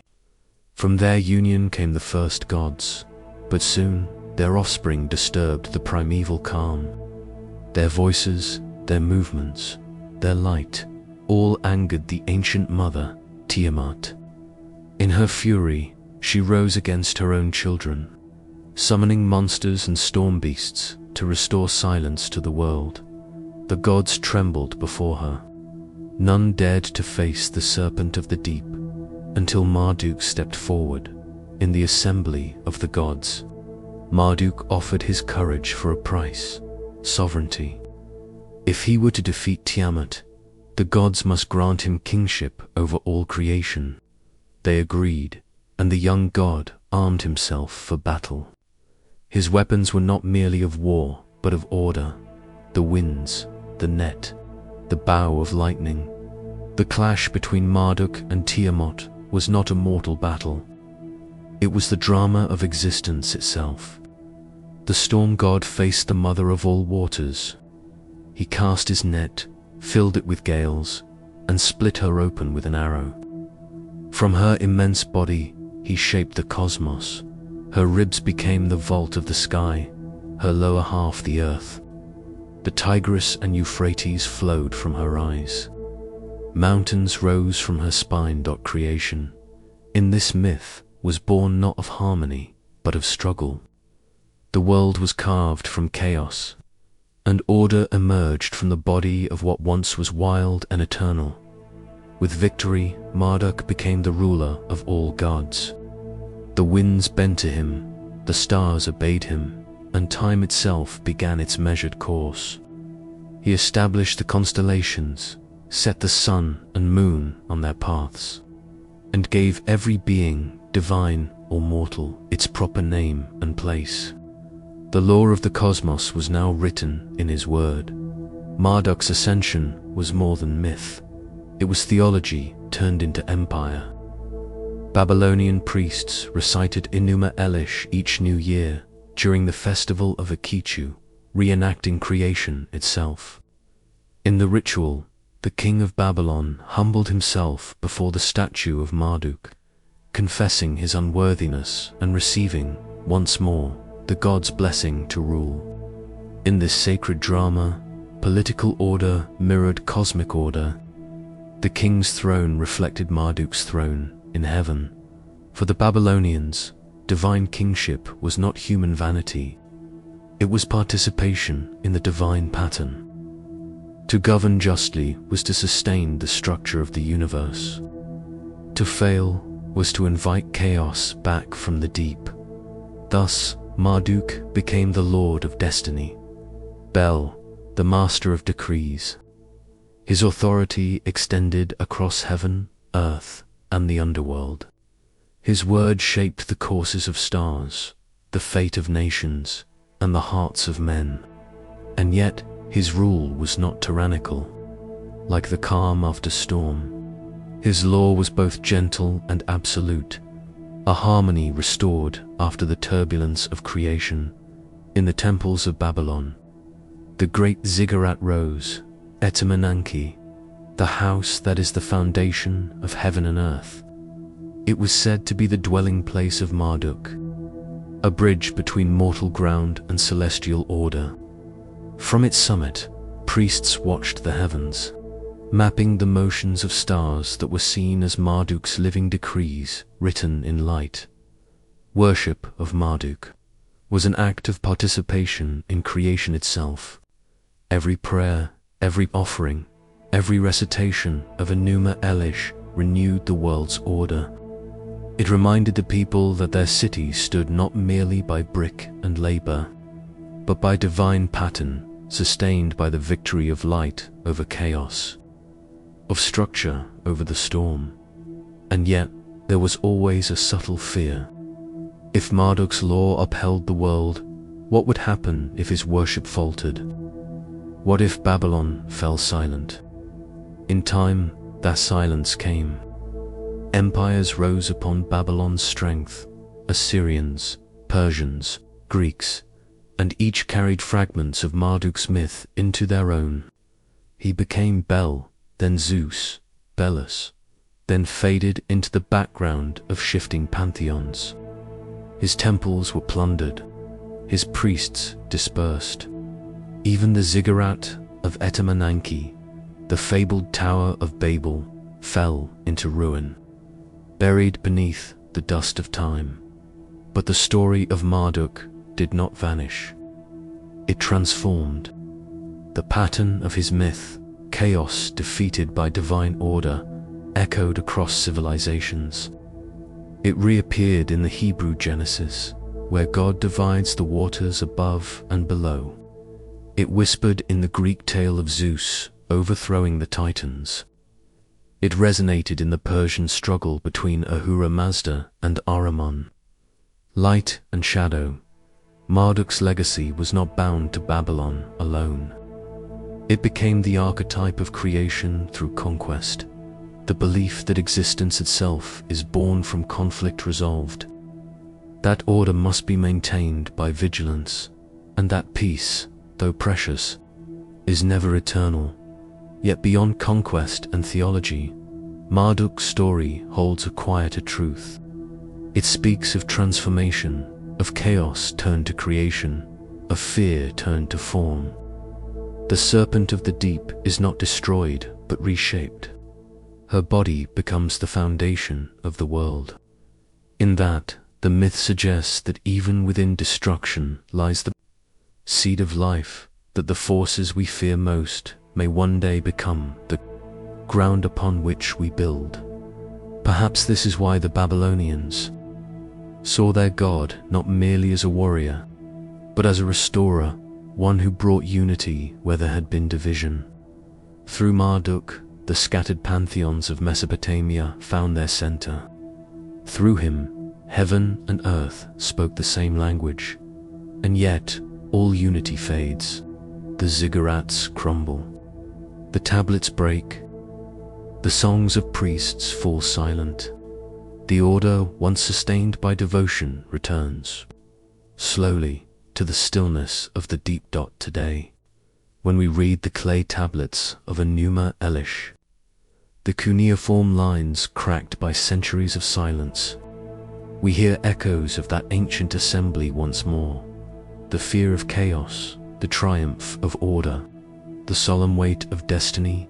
Marduk may no longer rule the heavens, but the pattern he carved endures in our laws, our cities, our search for meaning amidst disorder.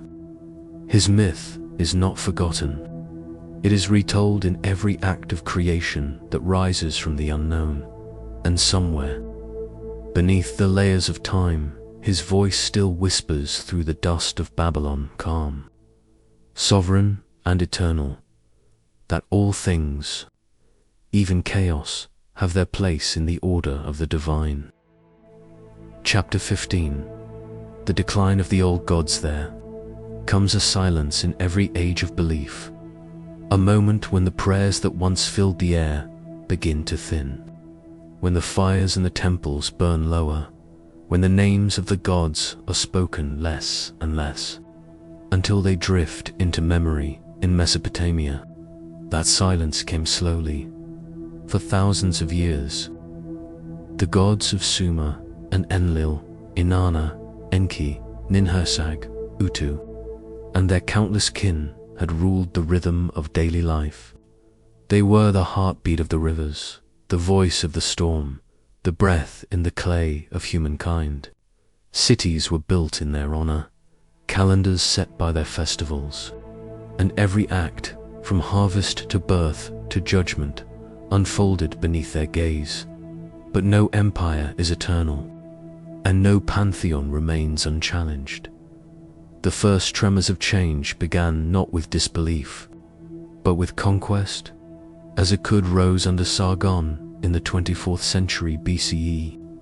The gods of one city were carried into another. Temples that had stood for centuries now served new names, new titles. Inanna of Uruk became Ishtar of Akkad. Enlil of Nippur was joined with Ashur of the Assyrians. The divine families that once defined separate cities began to merge, overlap, and lose their boundaries. Religion, once local and intimate, became imperial. The gods still lived, but they no longer belonged solely to the land or its people. The clay tablets continued to be inscribed, but the language changed. Sumerian gave way to Akkadian, and with that shift, the voices of the old hymns grew distant, their meanings layered in translation. Each generation heard them differently, until the words themselves became symbols of something older, half-remembered, and half-divine. The decline of the old gods was not a sudden collapse. It was a long twilight, stretching over 1,000 years. In the north, Assyria rose to power, fierce, disciplined, expansive. Their chief deity, Ashur, was a god of conquest and kingship. Yet beneath his name lingered the echo of Enlil, the storm lord of Nippur. The sacred mountain became the fortress. The wind that once carried blessings now carried the roar of armies in Babylon. Marduk ascended, a god of creation, wisdom, and victory. But his myths were woven from older threads. The dragon slayer motif of Inanna, the watery depths of Enki, the heavenly authority of An, the Enuma Elish. The Babylonian creation epic retold the ancient Sumerian story with a new hero at its center. Thus, even as the names changed, the pattern endured. The divine language of Sumer did not die. It was inherited, reinterpreted, reborn by the 6th century BCE. The Persian Empire stretched across the old lands of Mesopotamia. The teachings of Zoroaster brought a new kind of faith, one of moral dualism, of light and darkness, truth and lie. The pantheon of many gave way to the idea of one supreme creator, Ahura Mazda, and a cosmic struggle between good and evil. To the priests of Yor and Eridu, this must have seemed like the final unraveling. The sacred order of gods, the delicate web of roles and relationships that had sustained civilization, was giving way to abstraction, to principle, to moral law.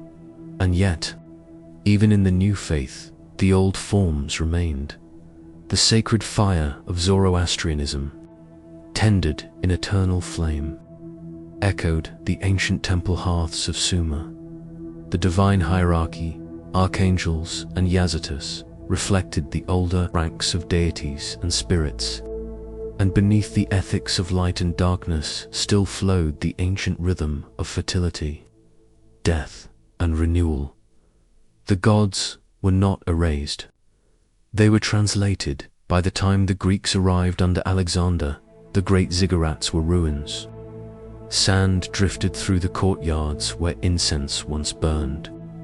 The Euphrates shifted course, leaving once holy cities stranded. But the Greeks, too, felt the echo of the old divinities. They looked upon Mesopotamian myths and found reflections of their own. Zeus mirrored An and Enlil, a sky father, ruler of storms. Aphrodite shared the passion and power of Inanna. Hermes carried the cunning of Enki, god of speech and secrets. Even the Titanomachy, the war of gods and titans, bore traces of the Babylonian battles between Marduk and Tiamat, order and chaos. To them, these were not foreign gods, but ancestors of thought. The lineage of mythology stretched backward, beyond Greece, beyond Egypt, to the floodplains of Sumer, to the first words carved in clay. The old temples fell silent, but the myths did not die. They became memory, then philosophy, then symbol. In the Hellenistic libraries of Babylon, scholars copied fragments of ancient Sumerian hymns into Greek and Aramaic. They studied the stars as the priests of yore once did, tracing the paths of Venus, Jupiter, and Mars, the same heavenly gods, now renamed as celestial bodies. Astrology, that union of heaven and fate, was one of the last sanctuaries of Sumerian thought. The belief that divine order could be read in the motion of the skies was a direct inheritance from their temples. The zodiac itself, that ring of constellations, was born in Mesopotamia, a map of gods transformed into symbols of destiny. When the priests could no longer serve in ziggurats, they served through the stars, by the first millennium BCE. The written Sumerian language had vanished from speech, kept alive only in ritual and scholarly study. The clay tablets that once bore their hymns were buried under centuries of dust. But beneath the surface of later civilizations, their memory lingered like a deep root beneath new soil. Every culture that rose upon their land inherited something of their vision: the sacred kingship, the divine city, the balance between heaven and earth, even the Abrahamic faiths, which would later reshape the world, were formed in lands still resonating with the echoes of Sumer. The flood of Noah recalls the flood of Utnapishtim. Eden's garden echoes Dilmun, the paradise of Enki and Ninhursag. The Tower of Babel stands where the ziggurats once reached toward the sky. The old gods had faded, but their shadows shaped the stories of those who replaced them. Sometimes, civilizations forget the names of their gods, but never the feeling of their presence. It lingers in the rhythm of language, in the geometry of temples, in the stories parents tell their children. Perhaps the Sumerians sensed this impermanence. Their myths often spoke of cycles, of creation followed by destruction, of life followed by silence. In their world, nothing truly ended. It simply changed form. Clay returned to clay, breath returned to wind. So it was with their gods, standing in the ruins of Nippur today, among broken bricks and wind-blown dust. One might imagine the faint hum of their memory, not in words, but in the stillness itself. The old gods are not gone. They are resting as mountains rest beneath clouds, as rivers rest beneath their surface calm. Every civilization that remembers how to listen can still hear them. For the Sumerians believed that time itself was a circle, that what fades will one day return, that every silence conceals the memory of a song. And so, even as the temples of the earth fell quiet, the heavens began to speak. The watchers turned their eyes to the stars, seeking the same divine order once worshipped in stone. The gods had ascended, no longer bound to earth, but scattered among the constellations, their stories written now in light. The fires of the old temples fade, but their reflection endures above us, in every star, in every whisper of origin. From the silence of Sumer, we rise now into the night sky, toward the watchers of heaven. Chapter 16. The Stars and the Priests of Absalom. Before the first telescope was ever lifted toward the night sky, another kind of watcher stood beneath the heavens, silent, disciplined, and filled with awe. On the flat roofs of temples and ziggurats, where the air was thin and the horizon endless, Mesopotamian priests looked upward not for beauty, but for meaning. They were not dreamers. They were recorders. Each glimmering point above them was treated as correspondence from the divine, a message written in light. The stars were not distant fires, but words spoken by the gods, unfolding in a language of movement and repetition. Night after night, year after year, they watched. And from their watching, a new kind of knowledge was born in Sumer and Akkad. These priestly observers were known as bar diviners, and later as Kupsa, Entma, Anu, Enlil.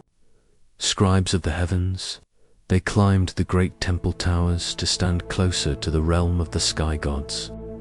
From there, they noted when a planet rose at dawn, when it vanished at dusk, when the moon dimmed or shadowed, when a bright star shifted its position ever so slightly. Every motion mattered. If Jupiter, the planet associated with Marduk, shone brightly, it signaled strength for the king. If Venus disappeared behind the sun, the priests saw it as Inanna descending into the underworld. The heavens were a mirror of the earth, and the earth a reflection of the heavens. Yet contrary to popular imagination, these priests did not begin with they began with observation, patient, methodical, and deeply reverent. They recorded patterns, seeking the rhythm behind chaos. The tablets they left behind, thousands of them, contain lists of eclipses, conjunctions, and celestial omens covering centuries. Among these records is one of the oldest known scientific documents in human history, Ma Anu Enlil, a massive collection of celestial omens compiled over generations. Its name means when the gods, Anu and Enlil, a phrase that begins hundreds of entries describing what the gods communicate through the stars. If Venus appears in the east in the month of Nisanu, one line begins, "There will be abundance and joy in the land." If a lunar eclipse occurs on the 14th day, says another, the king's reign will be in danger. But to the scribes, these were not superstitions. They were equations of the sacred, a divine mathematics. The sky was not random. It followed law. And to understand that law was to glimpse the structure of destiny itself. Over time, their notes revealed cycles, the regular return of eclipses, the looping paths of planets, the steady rhythm of the moon. By tracing these cycles, they discovered that the universe was not a theater of chaos, but a clock. Its gears were made of stars, its pendulum was the moon, and its keeper was time itself, a god with no temple but the sky. From this discovery came the first calendars. The Sumerians divided the year by the moon's phases, setting festivals, harvests, and royal rituals according to celestial timing. Days were measured by the shadow of the gnomon, the simple rod whose shade moved like a cosmic hand across the earth. The priests transformed observation into order, the first bridge between heaven's motion and human life. At night, the high terraces of Ur and Babylon would glow with torchlight as priests marked the constellations. They named the stars after gods and heroes: the bull of heaven, the great twins, the scorpion, the archer. Each constellation was a fragment of divine story written upon the sky, repeating endlessly through the ages. To look upward was to read the oldest scripture of all. In their language, the same word meant both sin and omen. The boundary between science and spirituality did not exist. Observation was devotion. By tracing the path of Venus, they honored Inanna's journey. By predicting an eclipse, they reenacted the eternal struggle between the moon god Sin and the forces of shadow. Their astronomy was not detached inquiry, it was ritual precision. The kings depended on them. Before battles, before building new temples, even before the birth of royal heirs, the sky was consulted. If Mars, the star of war, appeared red and fierce, it could mean aggression or victory, depending on its place among the constellations. The priests would interpret, debate, and finally proclaim what the gods had written across the night. Their decisions could alter history, and yet behind every omen lay the same quiet discipline: observation, not belief in miracles, but faith in repetition. Faith that the gods spoke not through chaos, but through pattern. When we think of astrology today, we imagine symbols of the zodiac signs traced on parchment or screens. But the roots of that system reach back here, to the clay tablets of Babylon. By the first millennium BCE, the priests had mapped the sky into 12 equal divisions, each aligned with the sun's yearly journey along the ecliptic. The 12 houses of the zodiac were born not as fortune-telling, but as a calendar of divine motion. Each sign represented a month, a season, a stage in the breathing of the cosmos. Their calculations were astonishingly precise. They could predict lunar eclipses centuries in advance, chart planetary retrogrades, and calculate celestial periods that modern astronomers still recognize today. Theirs was a science of patience, a slow decoding of heaven. It is remarkable to imagine the continuity of those observations. For more than 1500 years, one generation of scribes copied the records of the last, refining each measurement, comparing each appearance of Venus, each shadow of the moon. They wrote not in ink, but in clay, a medium as enduring as the stars they studied. Some tablets still bear the fingerprints of those who pressed the wedge-shaped signs into wet earth. A priest's hand, steady under the light of a torch, capturing the position of Jupiter at dawn, not knowing that thousands of years later, another human being would read that mark and understand. Through them, the night sky became the oldest shared human text. But perhaps the deeper truth lies not in what they recorded, but in why. To them, the stars were not distant or indifferent. They were alive. Each shining point was a being, ancient, intelligent, eternal. Their motion was divine correspondence, and the priest's task was to reply with ritual and order, to align the human world with the cosmic one. This belief shaped how Mesopotamians understood fate. Destiny was not an arbitrary decree. It was a design woven into the heavens. The gods did not speak once and fall silent. They spoke continually, through light, through motion, through time itself. To live wisely was to listen. Even today, when we gaze upward at the same constellations, we inherit that legacy. We too seek meaning in the pattern, though we now call it science. We measure, predict, calculate. We map the cosmos with instruments instead of intuition. But beneath the technology, the impulse is unchanged. The desire to know what the sky is saying. The Mesopotamian priests would have understood this instinct. They would have smiled at the astronomer bent over his telescope, or the astrophysicist charting planetary data, for they too were readers of heaven. Only the language has changed. The reverence remains in the quiet hours before dawn. When the city slept and the wind cooled the plains of the Euphrates, a priest might have stood alone upon a temple roof. He would lift his stylus, look toward the horizon, and note the first glimmer of Venus. The world below him was silent, but above an entire symphony of motion. In that silence, he was not predicting the future.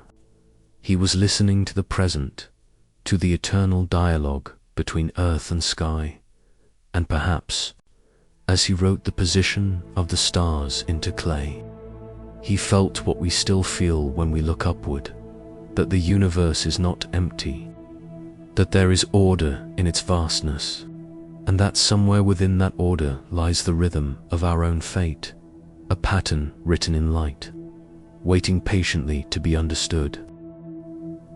Chapter 17. The Law and the Sacred Order of Justice. Before the word justice took its modern shape, before courtrooms, parchment, or the notion of civil rights, there was the belief that law was sacred. In the ancient world, order was not invented by rulers. It was inherited from the gods. To govern wisely was not merely to control men, but to reflect the symmetry of the heavens. In Sumer law was the music of the cosmos transcribed into human rhythm. The stars moved in perfect cycles, the rivers flooded and receded in their time, and the seasons obeyed the divine pattern. To live in harmony with that rhythm was righteousness.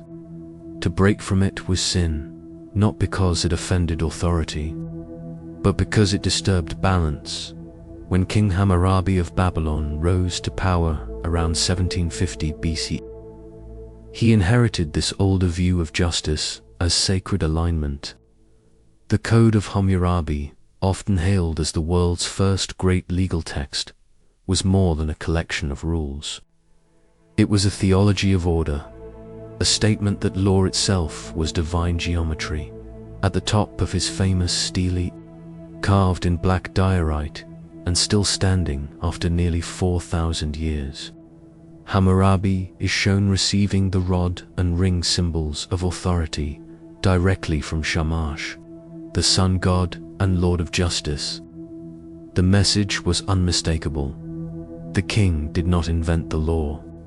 He merely translated it from the realm of light into the world of men. This vision made justice something far deeper than punishment.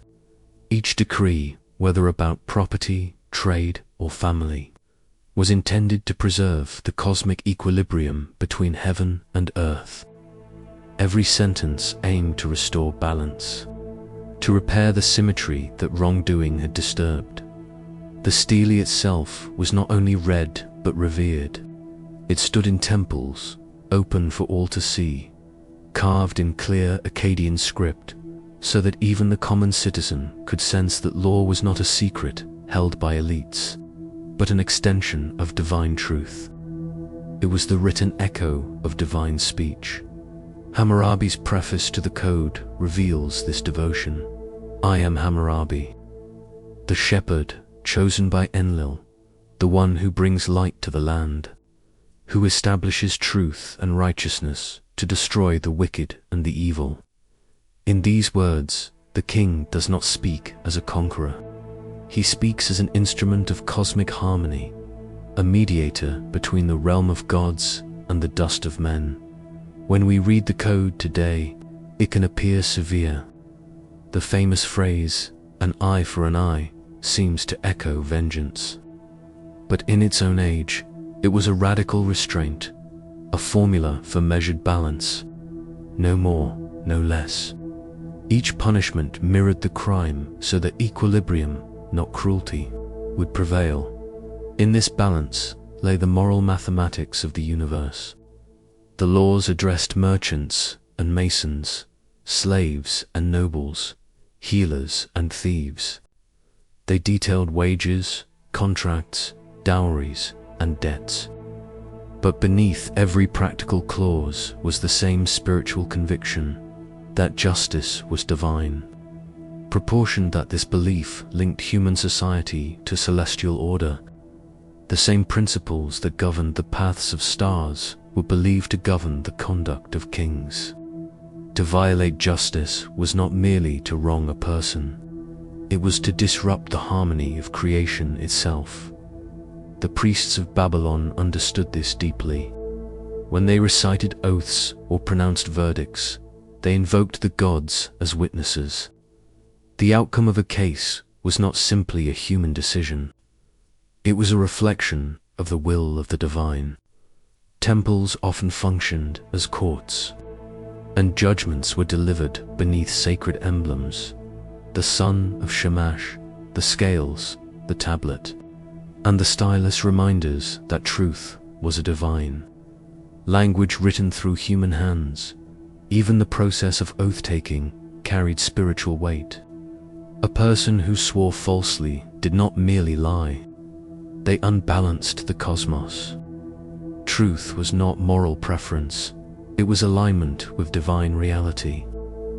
To speak falsely was to step out of that rhythm, to place oneself against the harmony of creation.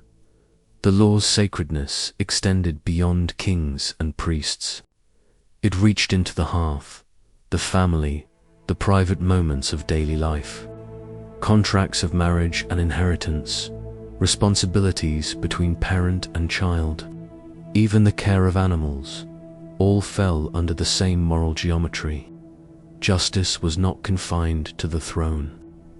It lived in the home. For the Babylonians and their Sumerian ancestors, the household was a miniature universe, a reflection of the wider cosmos. The father's authority mirrored the king's. The mother's nurturing paralleled the earth's fertility. Even the hearth fire symbolized the sun, constant and life-giving. To keep one's household in order was therefore to honor the divine pattern. This sense of balance touched every act, from trade to ritual, from harvest to prayer. When Hammurabi's code declared that prices and wages should be fair, it was not simply an economic measure, it was an ethical one. Fairness was the social form of sacred symmetry, and yet this sacred law was not inflexible. Just as rivers could overflow and find new courses, so too could interpretation evolve. Later rulers, like the Assyrians and the Persians, inherited this cosmic understanding of justice and reshaped it in their own terms, even in distant lands. Echoes of this idea persisted, that true law must harmonize with the order of nature and the will of heaven. In later centuries, the image of the scales once held by Shamash became universal.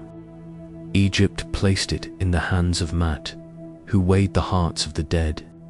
Greece gave it to Themis, blindfolded yet unerring. Rome carved it in marble as Justitia. Each culture transformed the same ancient truth, that justice is not human invention but divine reflection.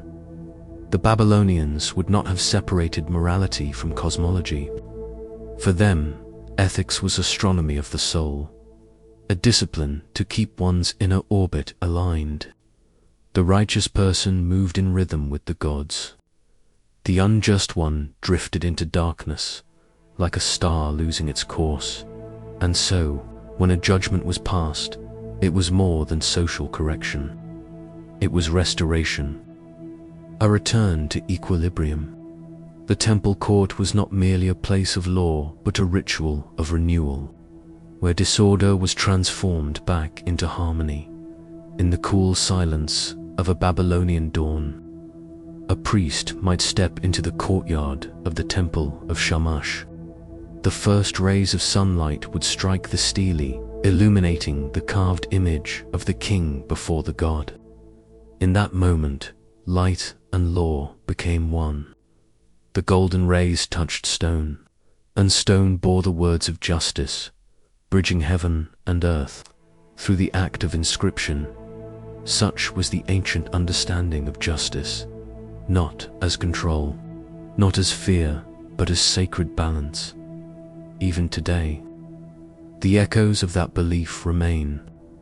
Every courthouse bearing the symbol of the scales, every phrase invoking fairness and equality, carries a whisper from the plains of Mesopotamia, a memory that justice, to be true, must mirror the symmetry of creation.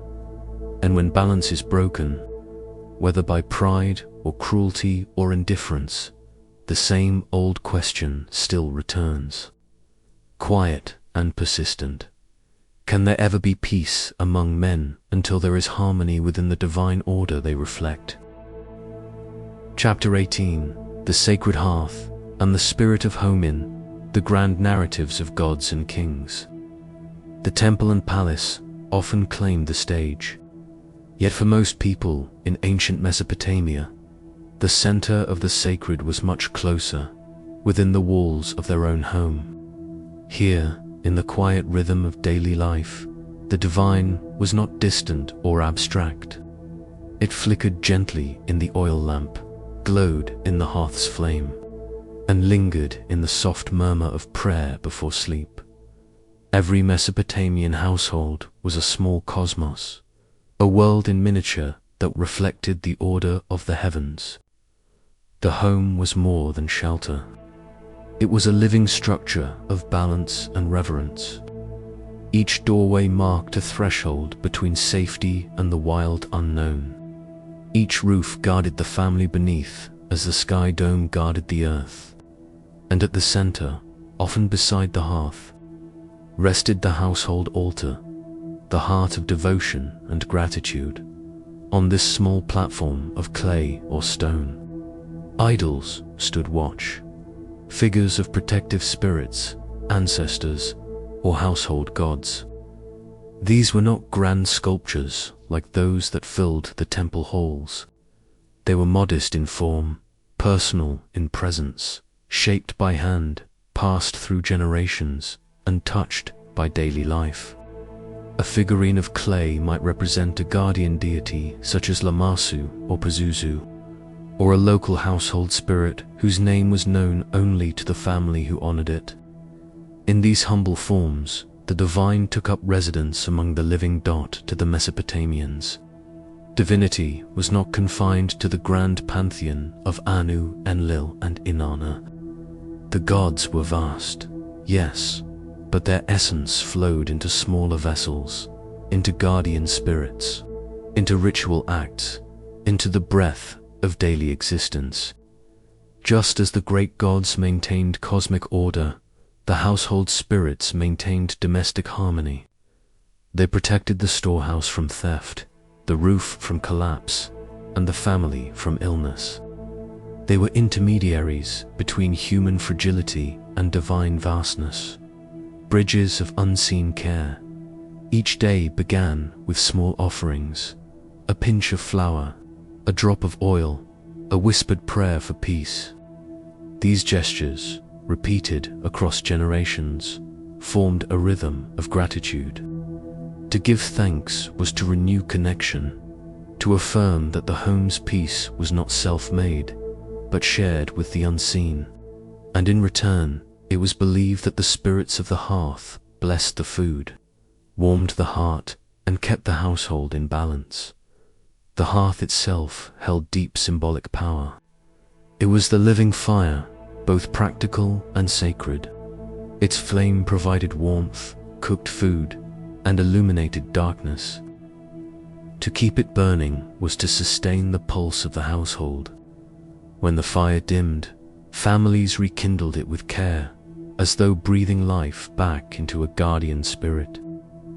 To neglect it was unthinkable, a quiet omen of disorder. Many families traced this devotion to the goddess Gula, associated with healing and the home, or to Nisaba, who oversaw wisdom and record-keeping. But above all, the spirit of the hearth was feminine, the silent, enduring presence that turned stone and clay into sanctuary.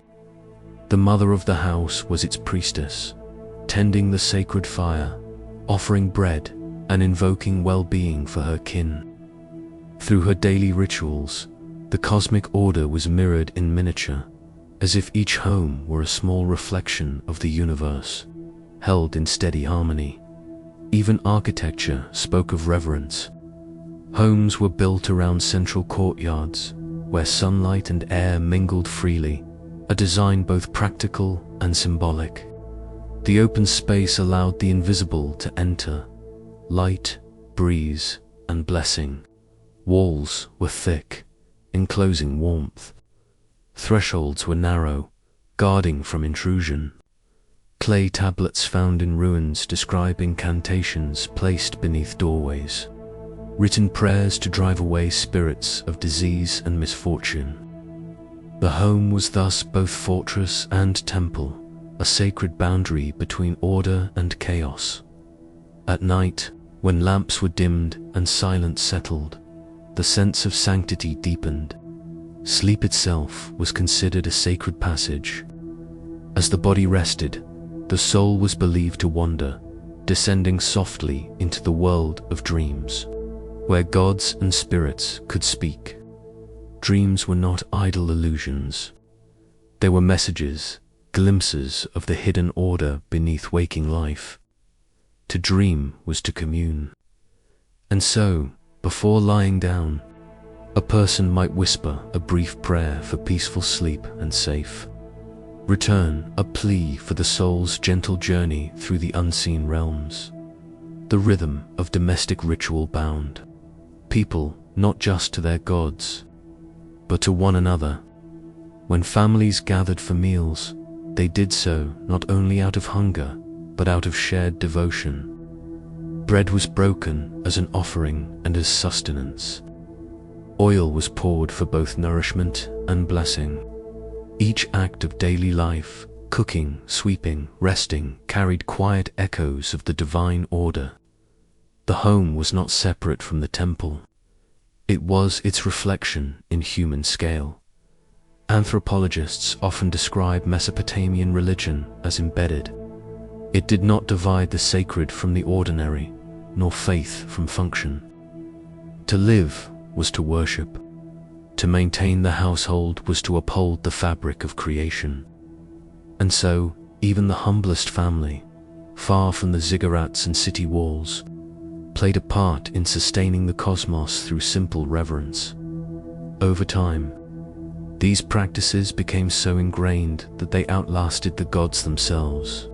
When new empires rose, Akkadian, Babylonian, Assyrian, the names of deities changed, but the spirit of the hearth endured. New idols replaced old ones, new prayers took root, yet the same gestures remained: the tending of fire, the pouring of oil, the closing of eyes before rest. The sacredness of home was never lost.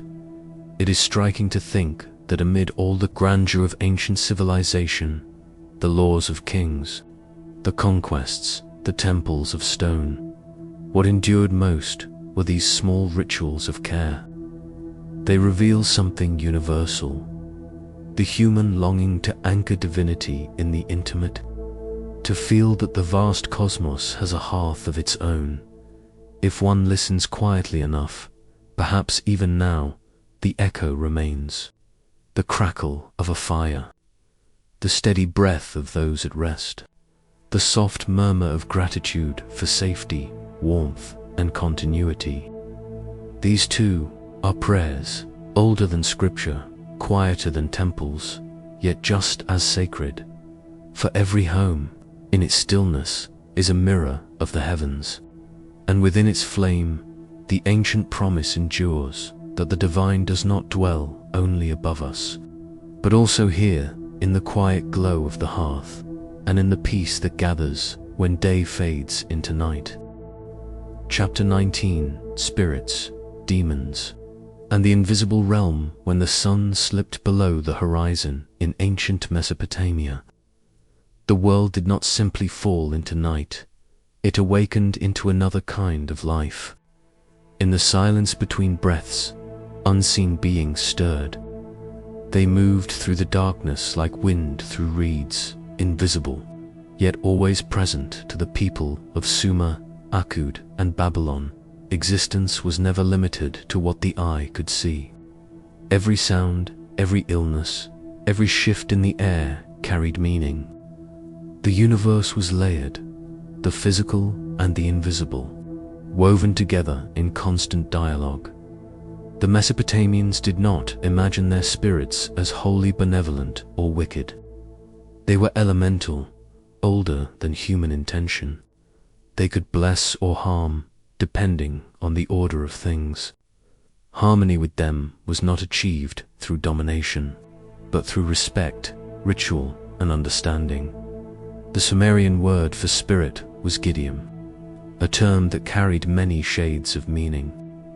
It could describe the ghost of a deceased ancestor, the whispering force behind a fever, or the subtle presence felt during a dream. These entities did not always dwell in distant realms. They lingered in the corners of homes, at thresholds, near rivers and city gates. A gentle wind could be the breath of a wandering Giddim, a sudden illness, the touch of an unseen hand.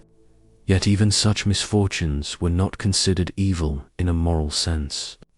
They were simply part of the cosmic balance, signs that harmony had faltered and must be restored. This belief shaped how Mesopotamians lived their days and nights. They slept beneath protective amulets. They buried figurines of benevolent spirits at doorways. They recited quiet invocations before sleep, asking the gods to guard them from the roaming shades that drifted in the dark in temples and healing houses. Priests and priestesses worked as mediators between the human world and the unseen. Their task was not to banish spirits, but to identify them, to listen, to understand, The exorcist, or Apsu, was one such figure. He was both healer and scholar, trained in the sacred texts known as the Maklo and Zerpu series, long incantations meant to purify and balance. When a person fell ill, the Apsu did not see it merely as a bodily ailment. Illness was communication, the body's way of revealing a spiritual disturbance.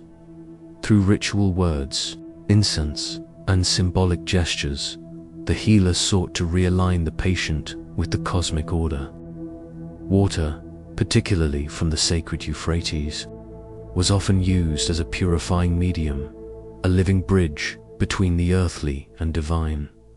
Among the many unseen forces, some stood out for their complexity. The Mesopotamian Utuku and Lilu were spirits that could cause trouble, but not without purpose. The Utuku might linger in deserted places, feeding on neglect and sorrow. The Lilu and its female counterpart, Lilutu, were spirits of air and passion, known to stir dreams and desires. Later traditions would turn Lilichu into a symbol of darkness, but in her earliest form, she was neither devil nor deity, simply one of many powers that moved between light and shadow. Even the gods themselves relied on such beings. In myth, the storm god Ninurta commanded a host of wind spirits. The god Ea or Enki sent protective beings called Apkallu, semi-divine sages, to teach wisdom to humankind. These entities blurred the boundary between spirit and God, reminding people that all forces were part of a vast, interwoven order. At the heart of Mesopotamian belief was this idea: the world is filled with life, visible and invisible. Every being, from the smallest insect to the mightiest deity, possessed a fragment of divine essence. To live wisely was to live in awareness of that presence. Thus, the role of religion was not to command the unseen, but to coexist with it. Rituals of protection, purification, and offering were acts of diplomacy, gestures of respect to maintain equilibrium.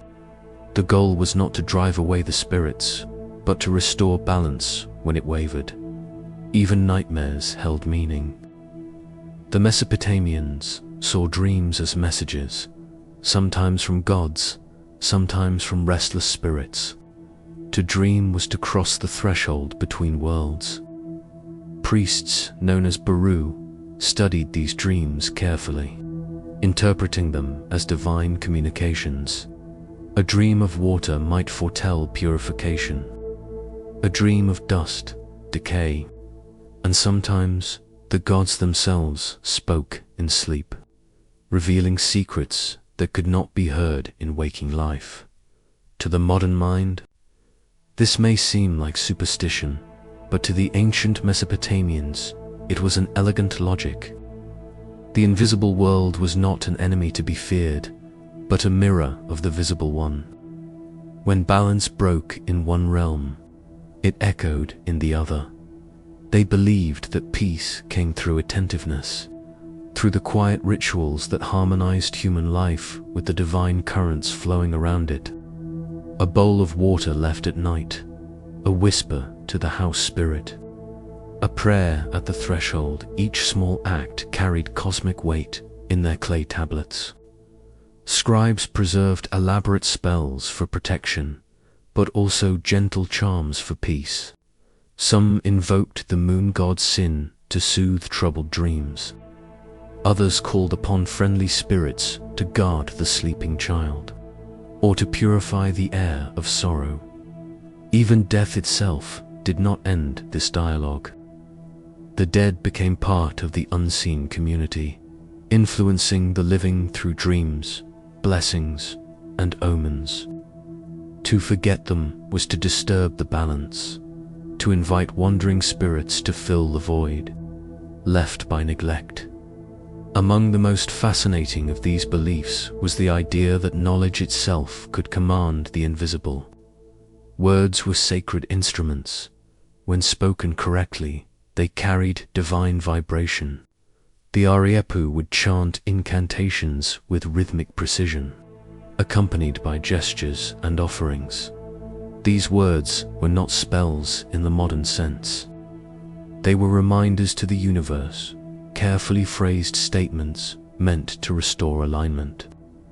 In this, we see an early form of what later civilizations would call prayer, but rooted deeply in the conviction that sound, language, and breath were creative forces. To name a spirit was to recognize its place in the cosmic pattern. To speak its name in reverence was to transform fear into understanding.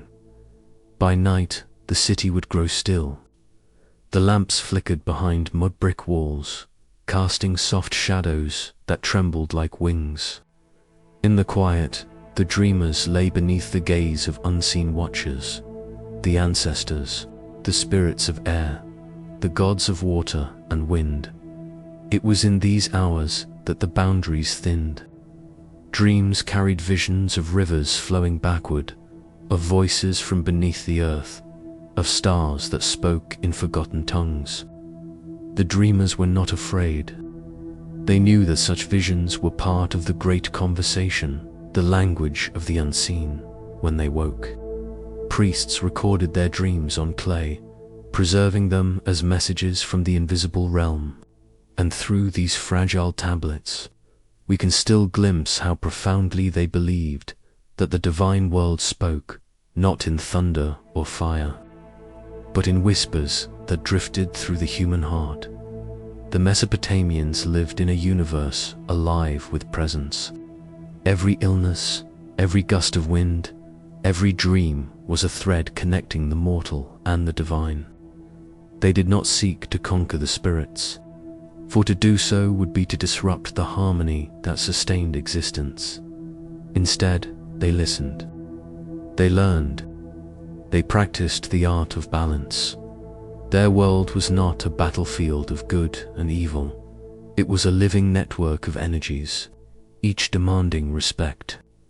To live well was to live in tune with that rhythm. And perhaps, as the night deepens, we can still sense a trace of that ancient awareness, a soft stirring in the air, a whisper just beyond hearing. Not a threat, but a reminder that we, too, move within an invisible harmony, that somewhere between dream and waking, the old spirits still listen, and the gods still speak. In sleep. Chapter 20, Dreams, Divination. And the language of the soul one night fell over the cities of Mesopotamia. Silence was never just silence. It was a doorway, as the hearth fires dimmed and the murmurs of markets gave way to the quiet breathing of sleepers. The world itself seemed to lean closer, listening to what passed between human minds and the unseen. For the Sumerians and Babylonians, dreams were not idle wanderings of thought, but sacred journeys. The night was a temple, and sleep was its ritual. They believed that in the dark hours, when the body lay still, the soul drifted, crossing the veil between the earthly and the divine. Dreams were messages sent by gods, ancestors, or spirits of fate. To dream was to be visited. To awaken was to return from that invisible realm, carrying fragments of what the divine had whispered. Clay tablets from ancient Mesopotamia record entire collections of dreams and their meanings.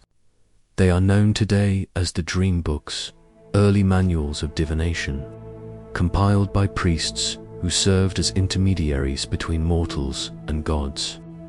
Written in cuneiform script, these texts describe thousands of dream symbols, each paired with an interpretation. If one dreamed of drinking clear water, it foretold joy. If one dreamed of breaking a vessel, it warned of loss. To see a lion meant strength. To fall from the sky meant divine judgment. Every image, every gesture in the dream world was believed to have purpose. Nothing was random. Even nightmares, with their shadows and confusion, were communications from the divine mind, albeit through darker tongues. The priests who interpreted these visions were called Art Ilu, the Askers. They served within the great temples of the gods, such as those of Marduk in Babylon or Nanna in Ur. People would come to them with the memory of their dreams, often offering small gifts or incense, seeking to know what the gods intended.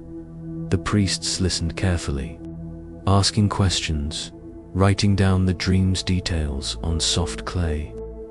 Then, by consulting sacred texts and rituals, they translated these visions not as predictions, but as messages to be understood. Dream interpretation was not fortune, it was divine dialogue. At times, rulers themselves sought meaning in dreams. Kings like Gudea of Lagash and Ashurbanipal of Assyria recorded their visions as sacred encounters. Gudea once dreamed of a radiant being who showed him the design of a great temple.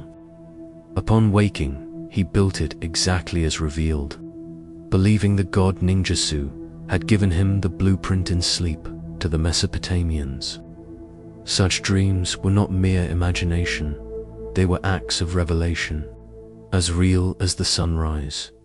This view of dreaming formed part of a broader belief that the cosmos was alive with intention.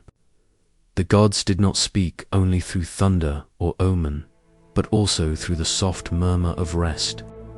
Just as the stars traced patterns of destiny across the sky, dreams traced those same currents across the mind. And so, the night became a map.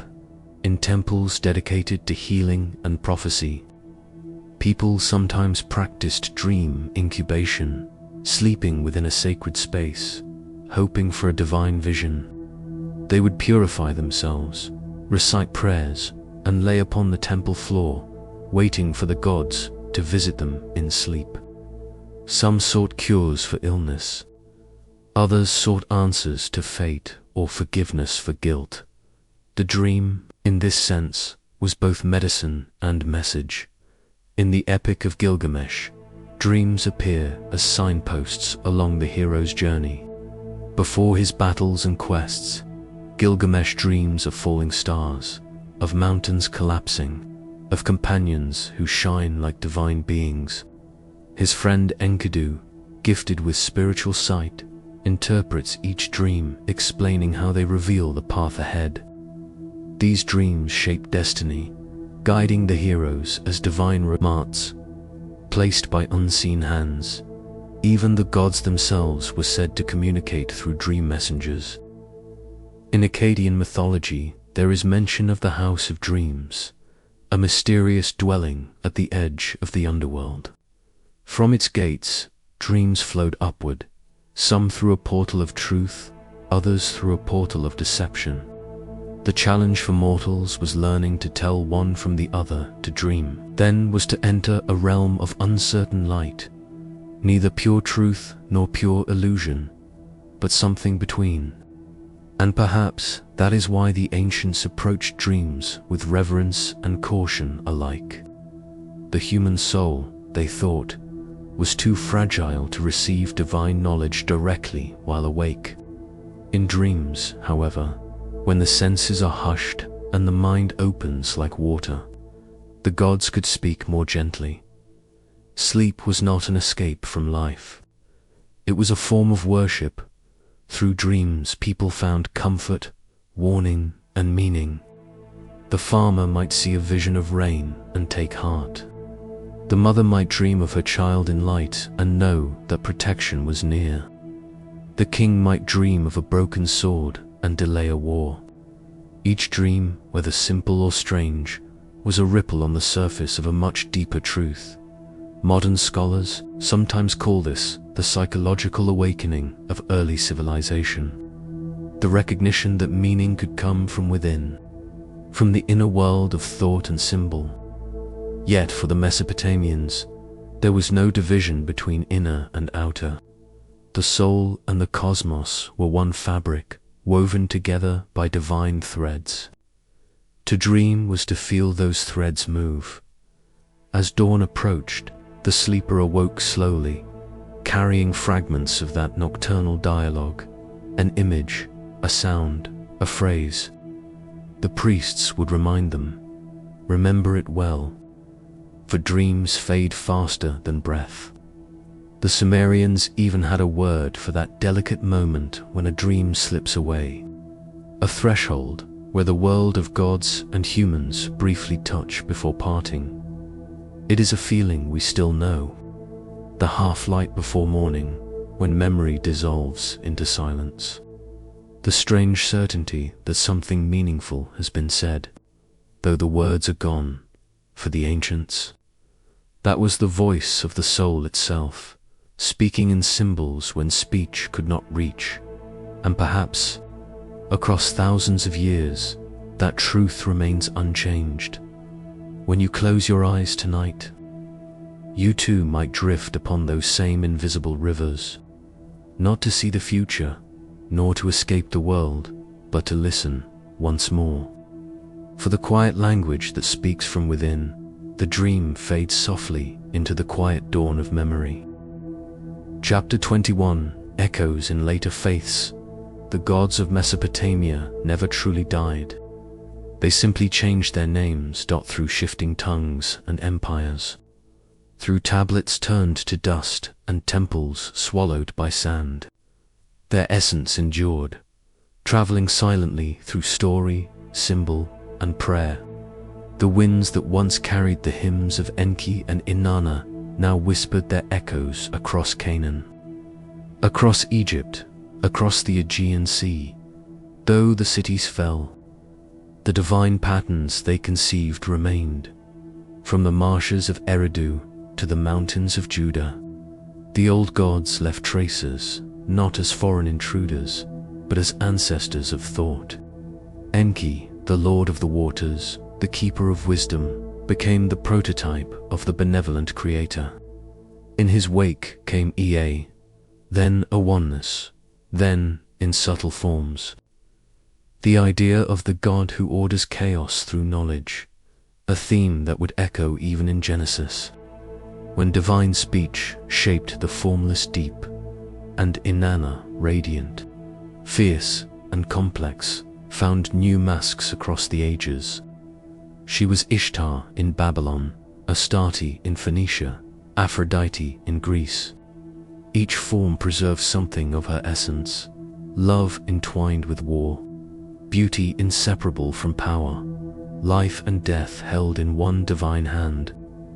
The ancient Sumerians had seen her as both destroyer and renewer, descending into the underworld to return again, and in later myths, that descent became the rhythm of nature itself, the cycle of dying and rebirth that the world would never forget. Even Marduk, once the young champion who defeated the primordial sea, left his shadow upon countless tales of divine order emerging from chaos, when he struck down Tiamat and divided her body into the heavens and the earth. He established the archetype of the creator who tames the void. It is an image that would ripple outward into the storm gods of Canaan, into the thundering Zeus of Greece, into every myth where light wrestles with shadow and cosmos conquers chaos. When the Hebrews lived in Babylonian exile, they walked among the ruins of these older faiths. Their prophets, poets, and priests could not have avoided their resonance. The creation hymn of Genesis, the Spirit of God moving over the waters, bears a faint but undeniable echo of Enki's sacred flood, of Marduk's taming of Tiamat.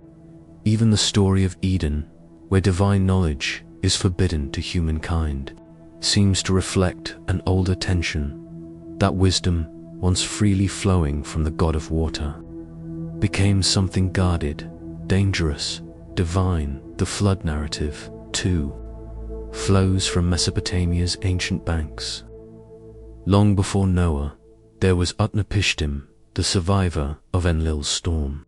His tale, inscribed on clay centuries before the Torah, carried forward the same lament for human frailty and divine wrath. In the passing of that myth from Akkadian epic to Hebrew scripture, something changed, yet much remained.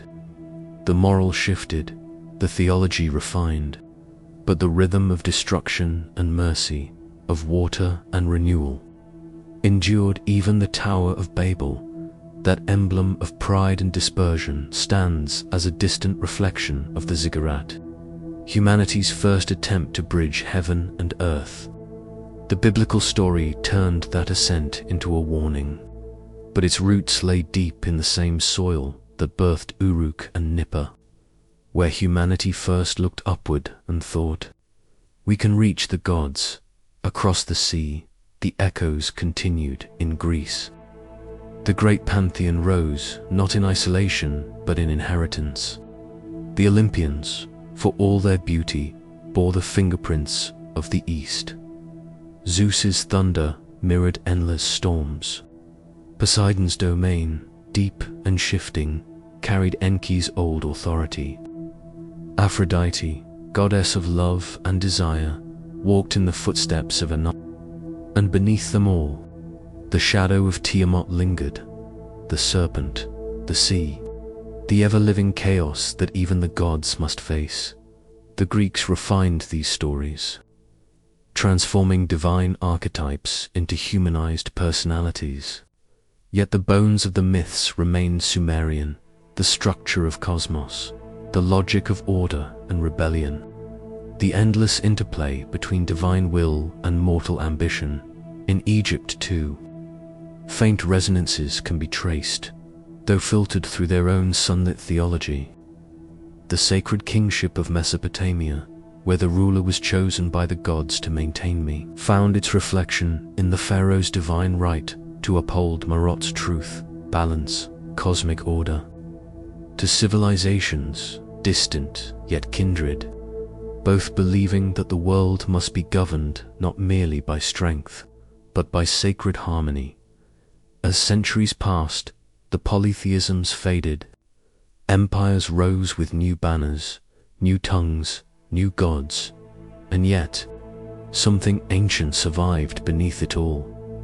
In the mystery cults of the Hellenistic world, one finds whispers of Inanna's descent in the rites of Persephone, or in the secret mourning of Adonis, the dying god of spring. In Gnostic hymns, the watery depths of Enki's wisdom reappear as the living waters of divine knowledge. Even within early Christianity, the symbols of death and rebirth, the descent, the flood, the rising light echo patterns that were already thousands of years old to the Sumerians. The divine world was not separate from the human one. Every craft, every law, every melody was part of the sacred. Later faiths, though more abstract, inherited that sense that the world is more than matter, that beneath its rhythms flows a hidden intelligence. When the prophets spoke of a single God who orders creation with wisdom, they were, knowingly or not, echoing a truth that had first been sung in Eridu, in the temple of Enki beside the primordial waters. And yet, for all their endurance, the old gods themselves grew silent. Their temples crumbled, their priests vanished, their names became myths of myths, faint, flickering embers of the world's first theology. But to say they vanished would be untrue. They live on, refracted through faiths that deny them, through languages that forget them. In every story of the flood, every vision of descent and resurrection, every act of creation born from chaos, the gods of Mesopotamia still speak. Perhaps they are not gods anymore, but patterns, archetypes, echoes within the human spirit. For once the divine has been imagined, it never wholly departs. It merely transforms, now. As scholars unearth their names from clay and readers rediscover their hymns, the circle quietly closes. The beginning and the end meet once more. From the first temple at Eridu to the last whisper of faith, humanity has carried forward the same yearning to understand, to order, to reach beyond. The gods of the rivers became the gods of the sky. The gods of the city became the god of all. And though the tablets lie broken, their song continues, soft, enduring, eternal. It fades, but never disappears. For even now, in our prayers and myths, in the stories we tell of creation and salvation, something ancient stirs beneath the words, the memory of the beginning. Chapter 22. The eternal return to silence in the hush that follows all creation. There is a silence older than any god. It waits patiently beneath the noise of prayers, beneath the rise and fall of empires, beneath the soft turning of stars. It is the silence to which everything returns. The gods, once radiant and terrible, have all passed into it. Their temples have fallen quiet. Their names, once carved into stone, are now carried only in dust and distant memory. The rivers that once bore their offerings still flow, but their waters no longer whisper divine names. Even the heavens, where once their thrones gleamed with fire, now drift cold and still. Yet silence is not the same as absence. To say the gods are gone is to misunderstand what they were. They were not only beings, they were the language through which humanity first tried to understand existence. They were the reflection of our own longing, our fears, our fragile hope that meaning might reach beyond the grave. When the gods spoke, it was humanity listening to its own soul, given voice through thunder and dream. Over time, those voices grew faint. The divine became memory, and memory became story. Each myth, once alive in the firelight of ancient nights, folded itself into the quiet pages of history. But even there, in the fragile clay tablets, in the cracked murals, in the worn recitations of the old, the gods never truly died. They merely rested. Perhaps this was always their destiny. For even the mightiest deities rise and fade, just as the stars burn bright and then surrender to dawn. Every creation, no matter how vast, returns to its beginning. The breath that spoke the world into being must one day exhale its final word. The universe itself hums toward a stillness we cannot yet name, and in that stillness, everything continues. When we read the ancient hymns of Su, or whisper the names of long-forgotten gods, Enlil, Inanna, Enki, Ninhursag, we are not calling to ghosts. We are participating in a cycle that never ends. The words themselves are a form of resurrection.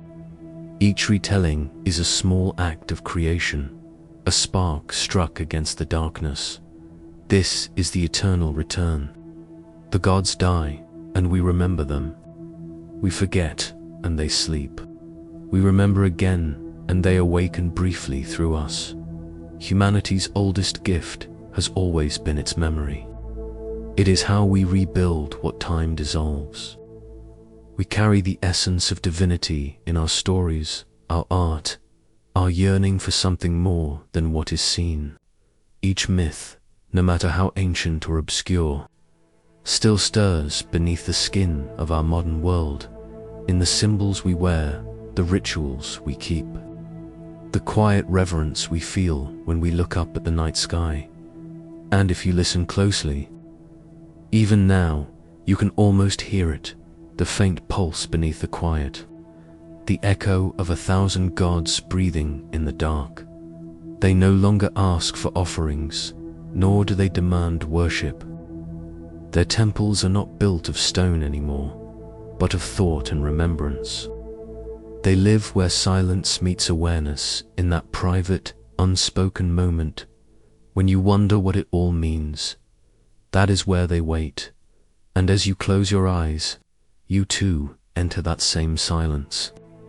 It is not an ending, though it feels like one. It is a return to the place where all things begin again. Because silence is not empty.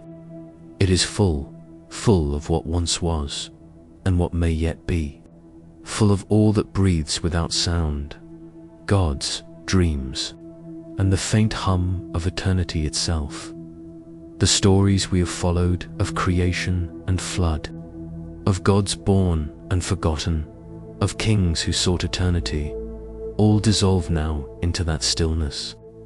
They rest not as lost legends, but as sleeping stars, waiting to be remembered again, somewhere beyond the veil of night, where the first light of dawn is yet unborn. The forgotten gods still breathe. Their dreams mingle with ours.